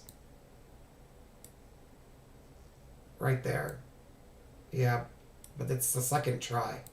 It looks like the first try is the only one that counts, right? Is this one above and then act as support? Stopped out. See, it's so late, but technically it does work. You'd have to know which direction you were going. It does seem like an important spot. Even this, bar down, green, stop it out, triangle up. goes. Huh. I think the bar before it's always going in the opposite direction. Based on the conditions. I don't think you'll ever see it. So it's basically any green or orange then. Underneath it, over it, holds, triangle up, boom. Yeah, it's as if this little VPOC shift becomes our pivot. But the realization is that triangles coming into that. I wonder if it's better if those triangles are small and or pink. Because that's what I've been finding in general. And that's what I was supposed to be looking for. Hold on.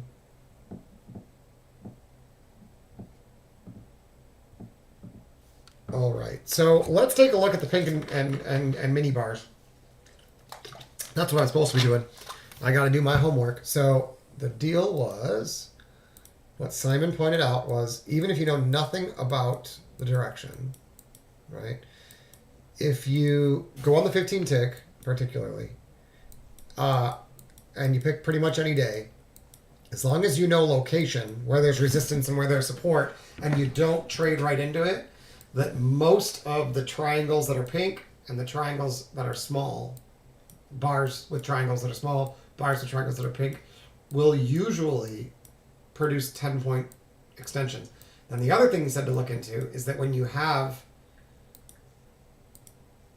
either a small bar over here at the apex, such as usually, and then also you'll usually see a plus sign, that getting underneath that and producing an aggressive bar will usually give you 10 points. That was the other thing I was, even on the bad days, he said.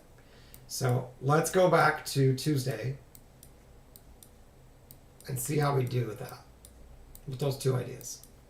Because I traded Tuesday, but I wasn't using that aggressive of a strategy. So let's see. Do I still have all my bar colors and stuff? I think I do. Okay, here's after econ Tuesday. So we're taking purple bars to the downside that have triangles, small bars to the downside that have triangles, and then apexes that had a small bar before it if we get an apex trap, particularly if there was a plus sign. So, okay, 9, right here. Okay, triangle down on a purple bar, 1 for 1. That's a short.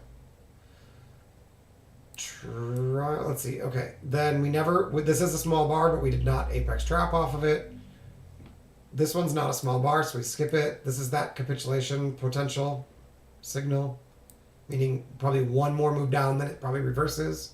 Okay, small bar. So watch this. See the plus sign? Watch that apex for a trap back in.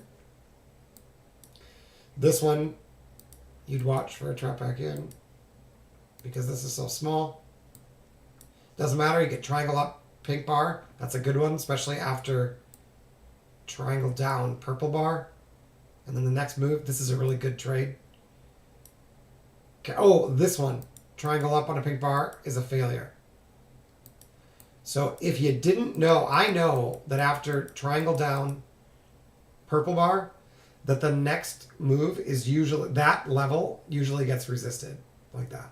So I wouldn't buy this personally, but let's say you're buying all of them, you'd be 1 for 2, and then 2 for 3, but with a big extension, right? This one did not apex trap. It didn't get back into the level, so that one's out. There's too big of a bar here and no plus sign, so there's no apex trap possibility up there. Triangle down, purple bar works. 3 for 4.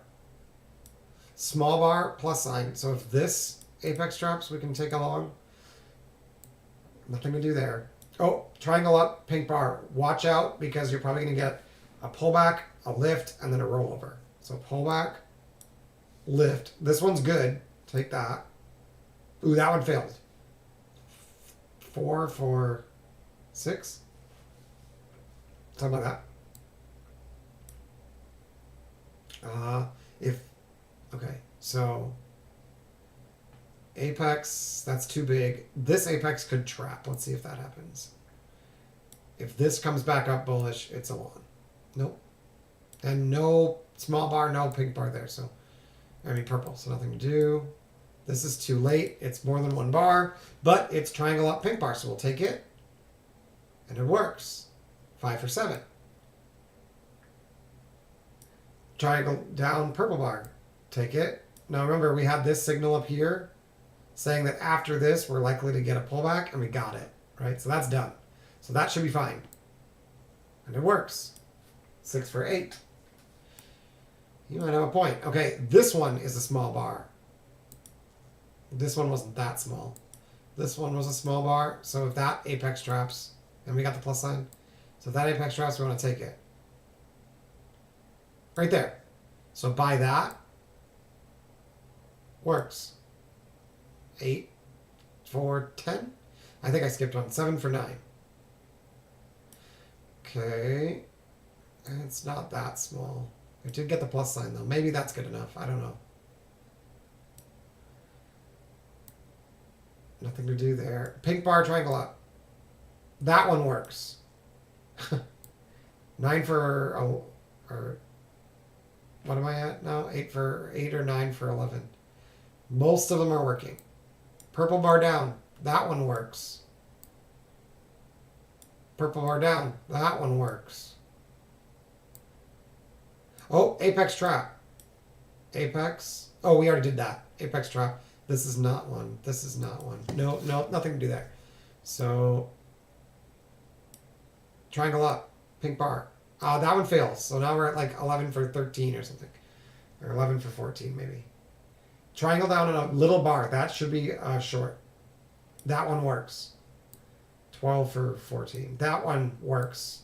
13 for 15. This one fails. Did we have any way to avoid that?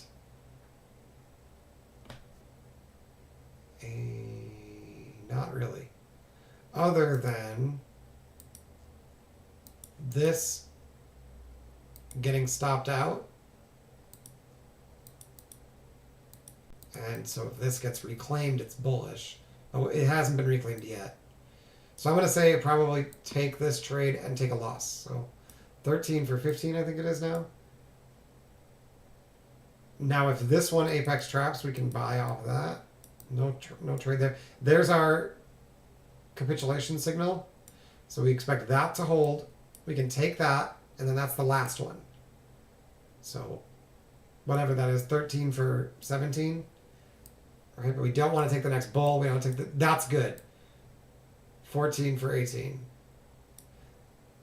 That's perfect. Okay, that's no trade. Good. That's a trade. That one... Probably stop. Get in at 80, get out at... Yeah, that's a stop. So whenever we're at 19 now, like 15 for 19 or 14 for 19. Nothing to do. Apex, small apex. This is a trap back in to a small apex. Small bar, apex, plus sign, trap back in, enter. 10. 10 points. Nothing to do here except this is a short. That one works. It really is most of them. I'll give them that. It definitely is most of them. Nothing to do here. That's probably not small enough. This would be an apex I can trap back into because this is a small bar. But that's it. No apex. No triangles anywhere except for this one. And it's not pink and it's not small. Okay, so this one I wouldn't personally take because it's so extended from the channel. But that one could potentially stop. This one then you'd get your money back, I bet. Yep, so you'd sell that. Okay, that's not a trade. This is a trap back in if you get it. This is not. Did that trap? Yes. So that's a sell. And that works. So now that's like, I've lost count, but that one's a long. Because see, now we've had some consolidation. So now that's a long. That one's close. I don't know if this one paid. Yeah, no. We missed it by 2 points, just like the one I took at the end of the day. That sucks. This one, though, got it back, right? And then some. Ha! So that one paid handsomely. Triangle up, that one paid. I haven't even looked at location. Like, I have no idea where we even are on the chart. Okay, small bar, so if that apex drops, we can take a short. Oh, this one would have failed. Seems like the ones that fail the most are the lower highs. We had triangle down, purple bar, meaning usually this gets defended and then it rolls over. So that's a good reason not to take it. Instead, you could probably take this just because of that move. That actually might be a pretty good technique. Triangle down, purple bar, next bearish, and then after the pullback, you could probably take this. Interesting. I'll look into that. Was this a trap back in? No. Purple bar. Nothing to do here. So I'm expecting a long pretty soon here because of this capitulation signal. And that's usually the capitulation. So it's not just the next triangle up. I said you had to break over a resistance, but let's just see if that works. Okay, this is technically an apex that you could trap off of, and it doesn't. No triangle anywhere other than here, so there's nothing to do. Okay, that apex can be trapped if we get under it. That's not small enough. That's not a triangle. Triangle down. It's very dangerous. It works. See, so the ones that look like, I don't know if I want to take it, they seem to work fine. That's not quite an apex trap. It doesn't quite reach it, but it probably works. That's a good entry. That one works. And that's the move I was expecting. It's the big squeeze back after the capitulation. It's just a matter of knowing when this is done. Looks like sometimes it can do one or two. So maybe you don't want to be too aggressive on that reversal. But note, we did not break over any highs. Did we put in any green bars? We did. This green bar got stopped. Did we come back into it and reject here? Kinda. And then did we reclaim it? Not till there. Right there. That's the entry. Right there. Yep. Entry there. No trap back in, right? Oh, if you fought the trend, this could be a stop because it's a trap back into this one. But shouldn't fight the trend. And then this trap back in. If you're going to take that, you better take this. And this is a better entry. Dude, he's right. Most of these work. The ones that don't, like this, it's like continuation. And if you look, the bar before the triangle did not touch at all the back of the channel. It was like way extended. Like this, you might want to skip because it's way up here. But this one, the bar before it did touch the channel, so this one's probably okay. That's an easy enough filter as it is. That one should be good. That's probably not small enough, but that's probably good if it was. That's probably good. I don't know. This might have stopped. In which case you get back in there. So I think what you can do, I think you can actually just put your stop right here to keep it cheap.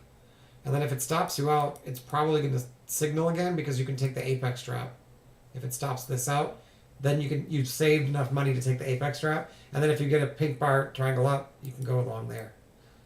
Wow, that could have stopped twice. So this is CPI. I wouldn't have been trading this. I was gonna say that's weird. Let's go to the right. This is all happens within milliseconds. At least 5 minutes. Okay. All right, here. All right, nothing there. Let's see. Did we get the capitulation sign? Yes. Triangle, pink bar. Is the next triangle up or target bar a good buy? Yes. Dude, that might actually be something. That actually might work. I'm excited about that. So if the first bar, if the triangle doesn't get a pink bar, and the very next bar is pink, it's late. Then the next aggressive signal, assuming you had a pullback of some kind like that, is probably good to go, or even this one. But this move is capitulatory, so eventually it's going to roll over. The question is do you wait for the apex trap, or how do you trigger into the short? I mean, you could just keep doing what I'm supposed to do and take the purple bar triangle down. I think he's right. I think I'm overcomplicating this. That's very straightforward. Just wait for now. If it fails, you then have to look up and see if you can do an apex trap. But I might have to be willing to take two stops. But the first one is like a stop right there. If that next bar closes bearish, you're out of it. Okay, that's almost too easy. And then here you could take that, and for 10 more points. And then this is an apex trap off of a small bar, so that's an entry for 10 points. Like you said, even though it's deep bearish, those seem to still work. So nothing to do there. See, this one was purple, this one wasn't, so there's no reason to think that the bear only has one more wave. See, now here's where you don't want to be aggressive. You're way outside the channel, and it's telling you to trade it in the hole. So don't do that. This one too. Don't trade in the hole. But the apex traps, small bar, apex. Oh wait, I don't know if that's small enough. This one's definitely small enough. If this one traps, I can take it. And it doesn't trap. So this might be, if that's small enough, that's an entry for 10 points. But then this is an entry too. That one stops. They don't all work, particularly if, like what I'm noticing, if purple bars don't produce any follow through, you should probably stop shorting. Right? So this is a sign that someone's trapped down there. And so now this one becomes a really good entry.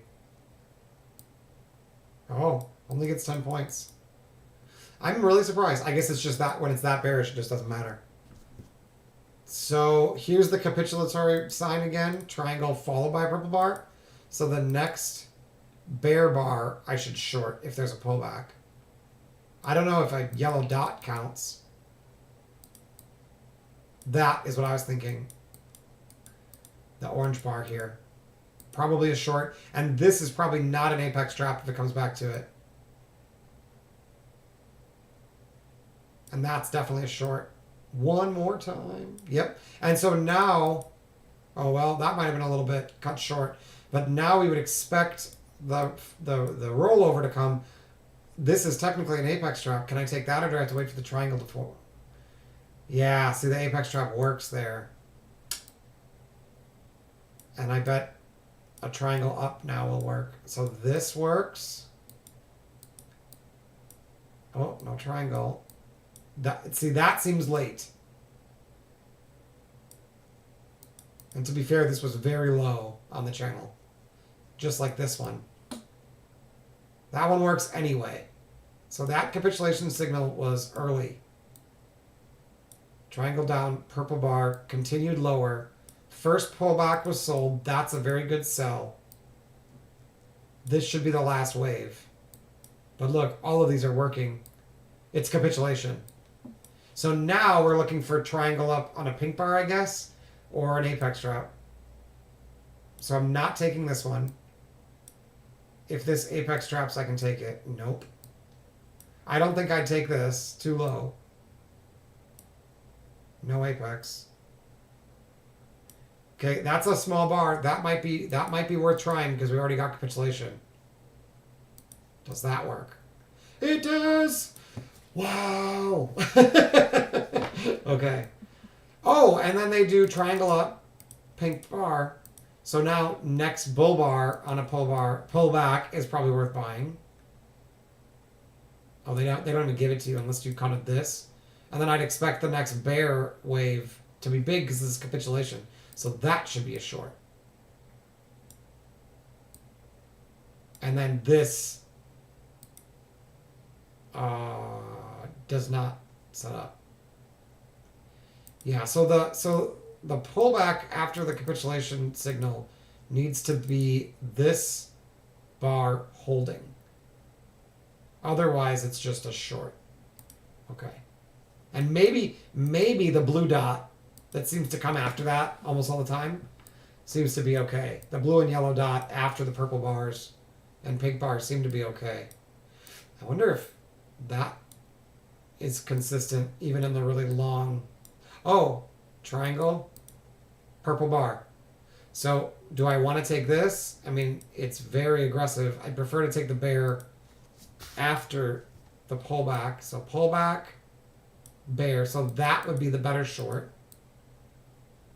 Yep. And then the next buy I want to take, which is after capitulation. Ah, I see. So you don't just want to take the dot that comes right after it, per se. Necessarily. You probably need to wait for at least some bull bars and then sell it after this signal.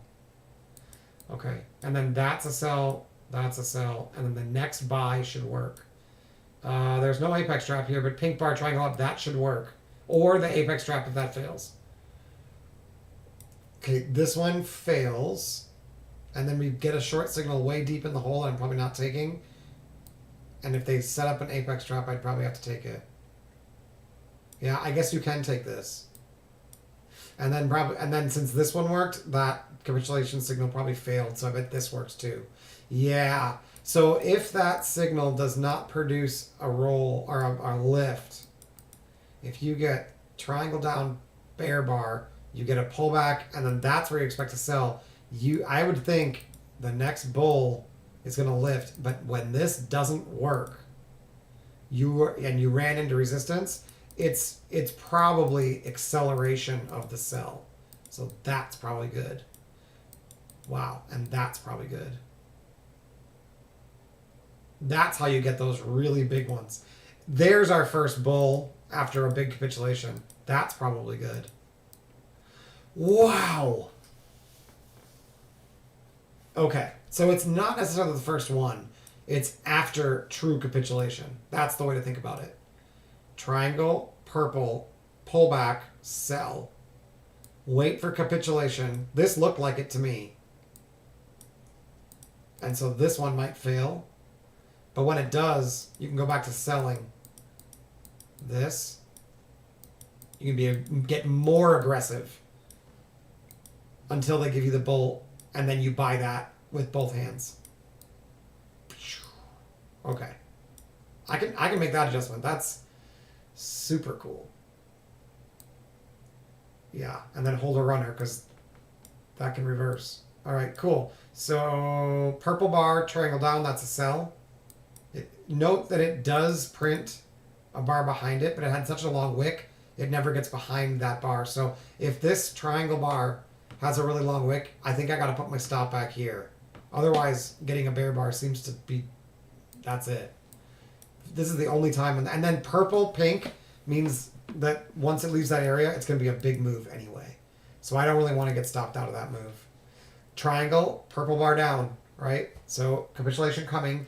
We want to pull back to sell. Right here. Nope. No. So this one just lifted. It never gave the pullback. I would have missed that. But that was the capitulation. So purple, purple, purple, purple. Everyone just pulling their orders. and then boom, because they had triangle down first. So that being out of order gets the market for some reason just to reverse the whole damn thing. And I'm telling you, that happens. I've seen it happen over and over again. Okay, that's a buy. Since you had this lift, I'm pretty sure you can be aggressive here. Buy, yeah. And then that one fails if you did it again. But that's pretty aggressive. Did you get triangle up, then a pink bar? No. So, just regular old setups. Pink bar, triangle up is a long, and that works. Purple bar, triangle down is a short, and that works, and that works. This one is pink bar, triangle up, and that works. Good lord. Purple bar, triangle down, that works. Oh boy. I feel like I've been missing out on everything. I've been overanalyzing all this. My coach is absolutely right. Pink bar, triangle up. See, you get an up bar, then you got to put your stop down here. Then it works. Okay.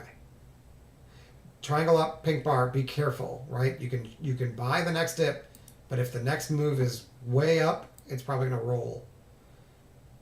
See, so this is probably okay to buy, but now we're looking for sells like that. Yes. Cool. Pink bar, triangle up, buy. Pink bar, triangle up, buy.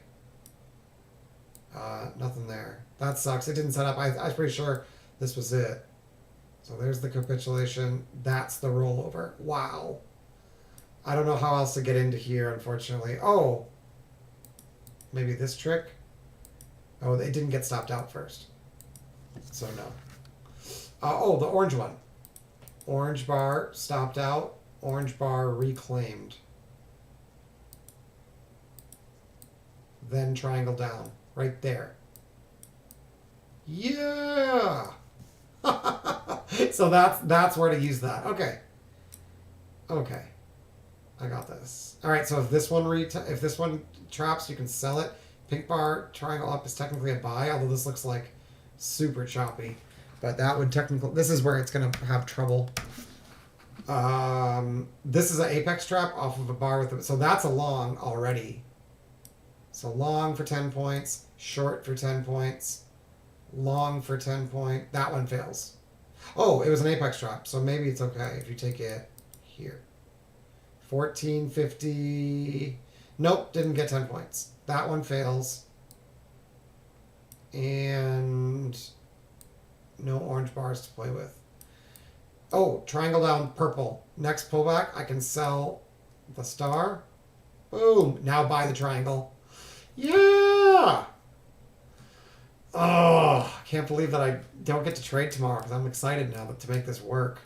I gotta go to my regular job tomorrow, but I will be watching this video myself and reviewing this until I get this in my head that it's okay. Even if I buy this, it's fine. Because what he's saying is, look, you're going to get another opportunity and you took a small stop, no big deal. But now that I know triangle up, pink bar, I know I can buy the next bull if it pulls back into there. So I can buy this. And now once it capitulates, I can sell the apex trap or the triangle down. So this I'm all long for. Now I'm short. Oh, that one failed. So triangle down. And if it fails, you keep being aggressive to the upside. That's probably the short. Yeah. So it can take 2 tries. And then this trick, stop it out. So we have to reclaim them and then do triangle down for that to work. This one. Stop them out, reclaim them, need triangle down to the VPOC below. Nope. Below that. So yeah, when those capitulations fail, you get like 4 more waves up. It's just everybody freaking out. So stop shorting. And then there, you get under it. Do we get triangle down? Right there, sell. Oh, that failed. What day is this? Wednesday. What happened here? This is a buy. This is stopped out. This is a sell. That sell is very late. It's right into resistance, or support, I mean. So that's the only way you can get away from that, because it did stop it out, reclaim it, retest, and give you a triangle down. But you had support here. And it just bounces before that. It's just like today. The mistake I made today, it's almost the exact same thing. Not mistake, the stop I took today. But look, the key is go ahead and flip and get your money back. And then that's a mini bar, you can sell that, and that one probably works. A little bit. Does that give you 10 points? No. So once it gets this choppy, it might be smart just to get out of the way. But look, if you kept going, eventually you do get it. And then once one works, now they start working. So you just need to avoid the spots where the chop is so tight that you're not getting your 10-point extensions. That's the secret. This got stopped out. It was a really big bar. This one did not get an apex drop. That's too bad. I'm not totally sure how to catch this. Man, that would have been a nice one too. Different time frame? What does that look like on the 24 tick? Yeah, I bet you this one sets up. No, too choppy. Orange or green bar stopped out, reclaimed, triangle up, right there. That's how you get it. Green bar stopped out, reclaimed, triangle up. Boom. Damn. So when I see these choppy areas, I gotta find the green and orange bars and just use those. This one would be green bar stopped out, reclaimed with the triangle up. Okay. Nothing, no apex trap. That's a buy that probably stops. I don't think that's 10 points. Did I have a capitulation signal before that? Right here. I knew it. Triangle down, purple bar. We want to only be selling until they capitulate. So skip this, take that, sell. Capitulate, boom. Now look for the buy. That's technically not a buy signal. That is. Buy. Ooh, that one gets you 10 points, but that's it. And so now it probably gets more aggressive to the sell side. That's a buy. There's the turn. So sometimes you need to get an apex trap. That's a long. Wow. It does work. It's just a matter of getting your timing right. That's a sell. So that's a buy, that's a buy, that's a sell. This one, does that get 10 points?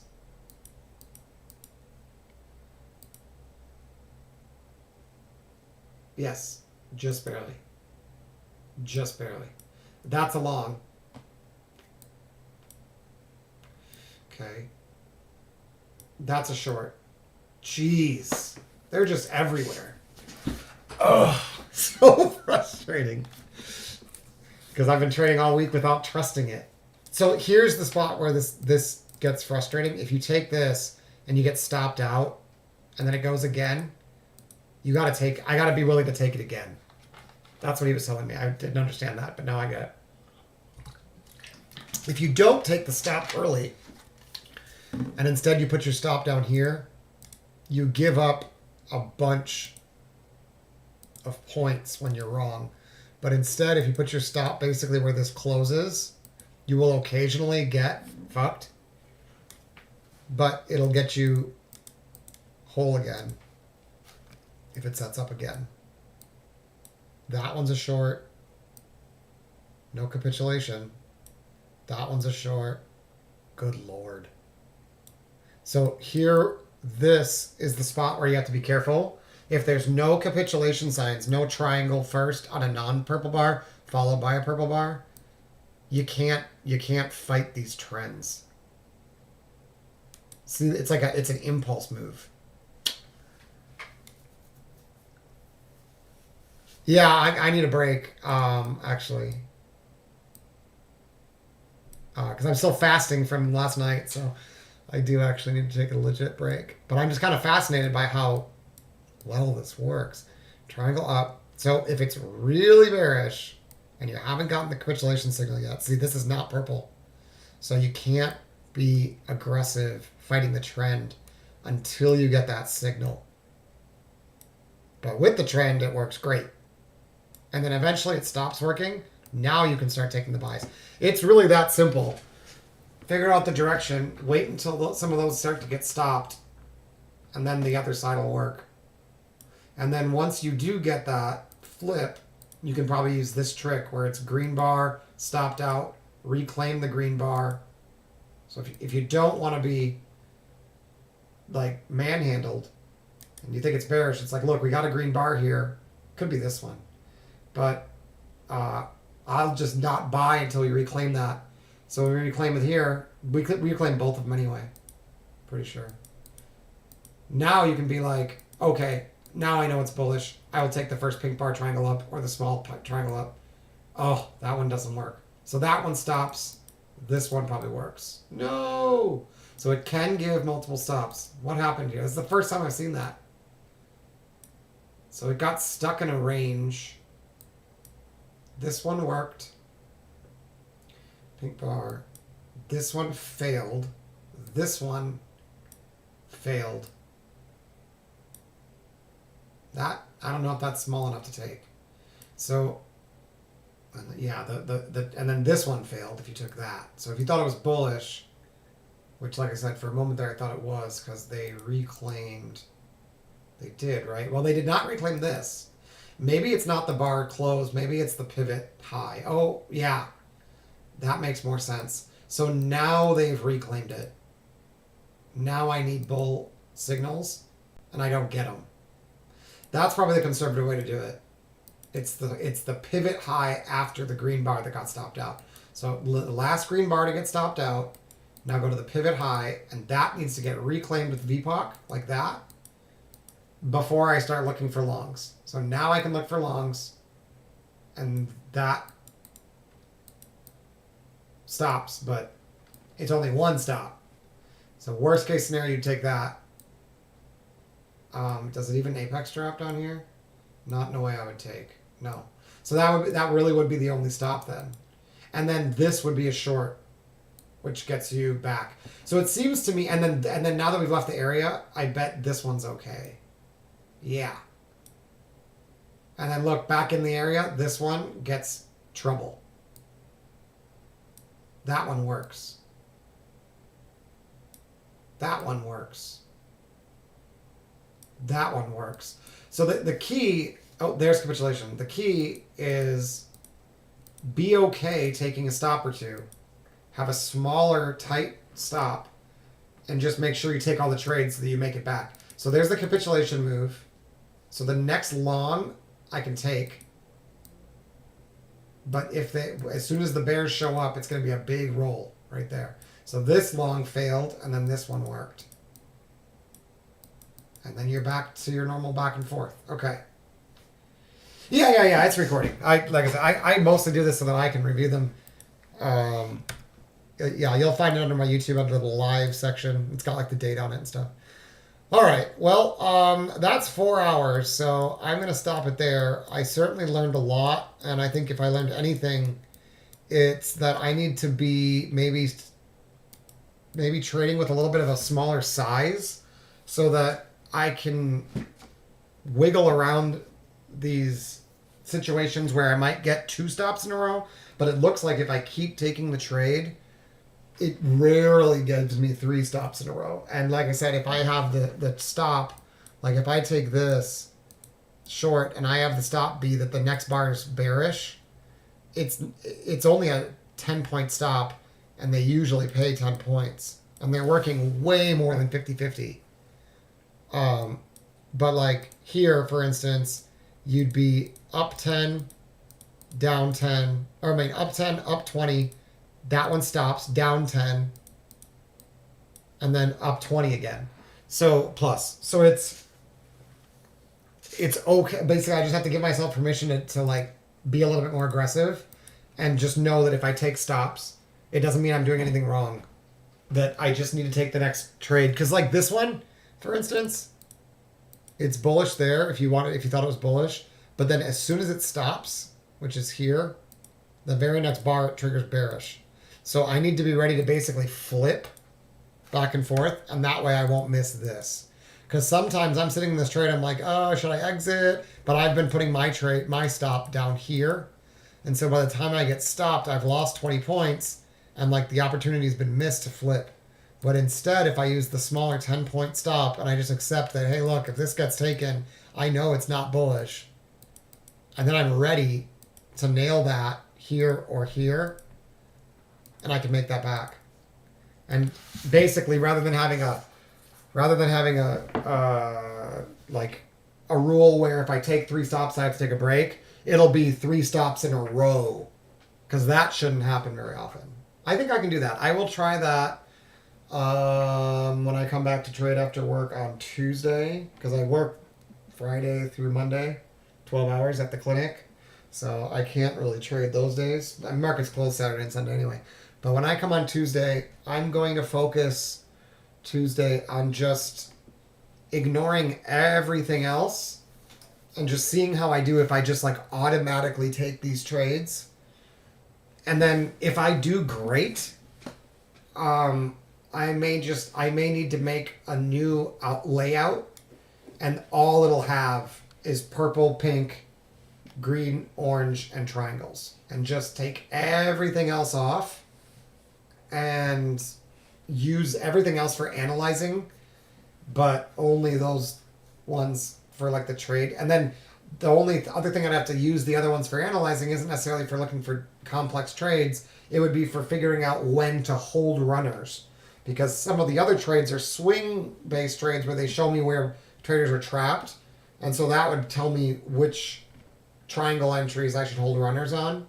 For instance, here I know, like, once we've trapped this, that I know that there's a good chance that it can go a lot lower, right? But I wouldn't necessarily need to know that to get this entry. And so, sure, I might miss out on 40 points, but at least I'm going to get 10 plus. And I think if I focus on that, I will do better, being like a little bit less emotional and more structured, because I'll be focused on just, is it a trade, is it not a trade? And I won't have to think about like, oh, well, this guy's trapped and VPOC's above this and all that. Like, I don't even have to really do any of that. I can just be like, is it a purple bar? Is it a triangle? Sell. Is it a small bar? Is it a triangle? Sell. And that, as long as I'm able to do that without taking 3 stops in a row, I should be profitable. So I'm going to try it. It's going to be a little bit of a test, because like I said, I'm usually a lot more cautious and think through my decisions a little bit more, but I can't believe how well that works.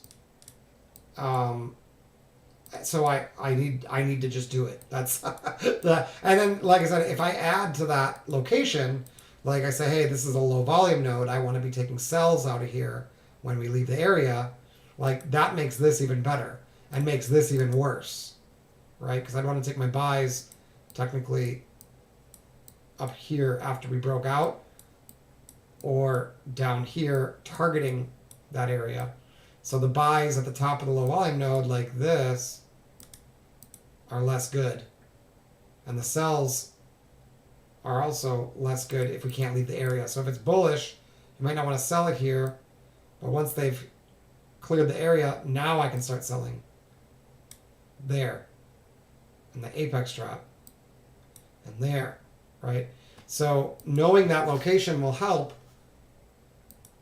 but I may not need everything else, because if I can tell when it's ready to capitulate, I'll just scalp the living daylights out of it. And then, yeah, I mean, if I had another screen, I want to keep all this stuff here to watch for bigger trades, I might, but I'm thinking, I just think I do better just looking at that. Like, if it was whatever I said it was, like 11 out of 14 or something like that, 11 for 14, and I'm making 10 points every single time, right? So I'm only losing 30 and I'm making 150. Yeah, so like that's 130 points. I rarely make like 2K a day. That's a pretty good day.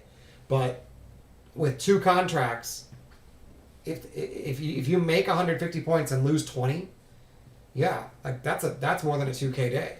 So I feel like I've been overdoing it. I just need to focus on this one trade and just nail it over and over and over again until it stops working. Because right now it's working. I just didn't it was exactly what my coach said. He asked me what I was doing. I tried to explain it. He's like, "Look, you're overthinking this. Just accept the stops. Just do this. Get the scalps. Make some money." And I like that idea. So that's what I'll be planning. I will let you all know how I do on Tuesday. I might not do it great. We shall see. But yeah, I think having a thinner stop, just getting in and out, and less criteria. Just, is it at location? Is it this trade entry? Take it. And yeah, I might be missing out on some really big swings, but if I can make 130 points, 10 points at a time, and every once in a while I have a runner go 40 points, I could see having 200-point days. So we'll see. I could be totally wrong, but I'm going to try this on Tuesday and let you guys know. We'll see how well I execute it. If you want to get a hold of me, it's at RedBandTrader on Twitter. If you want to talk to my coach, Simon, about the algo, trade letter n-word perform@gmail.com. We are accepting a couple new members, he said. A couple. If you have some experience, we might be able to take a few more. But if they're new guys or girls, it'll probably only be 2 or 3. So feel free to give me an email and get a 5-day free pass through. All right, good talk to you guys. I'll see you all next week.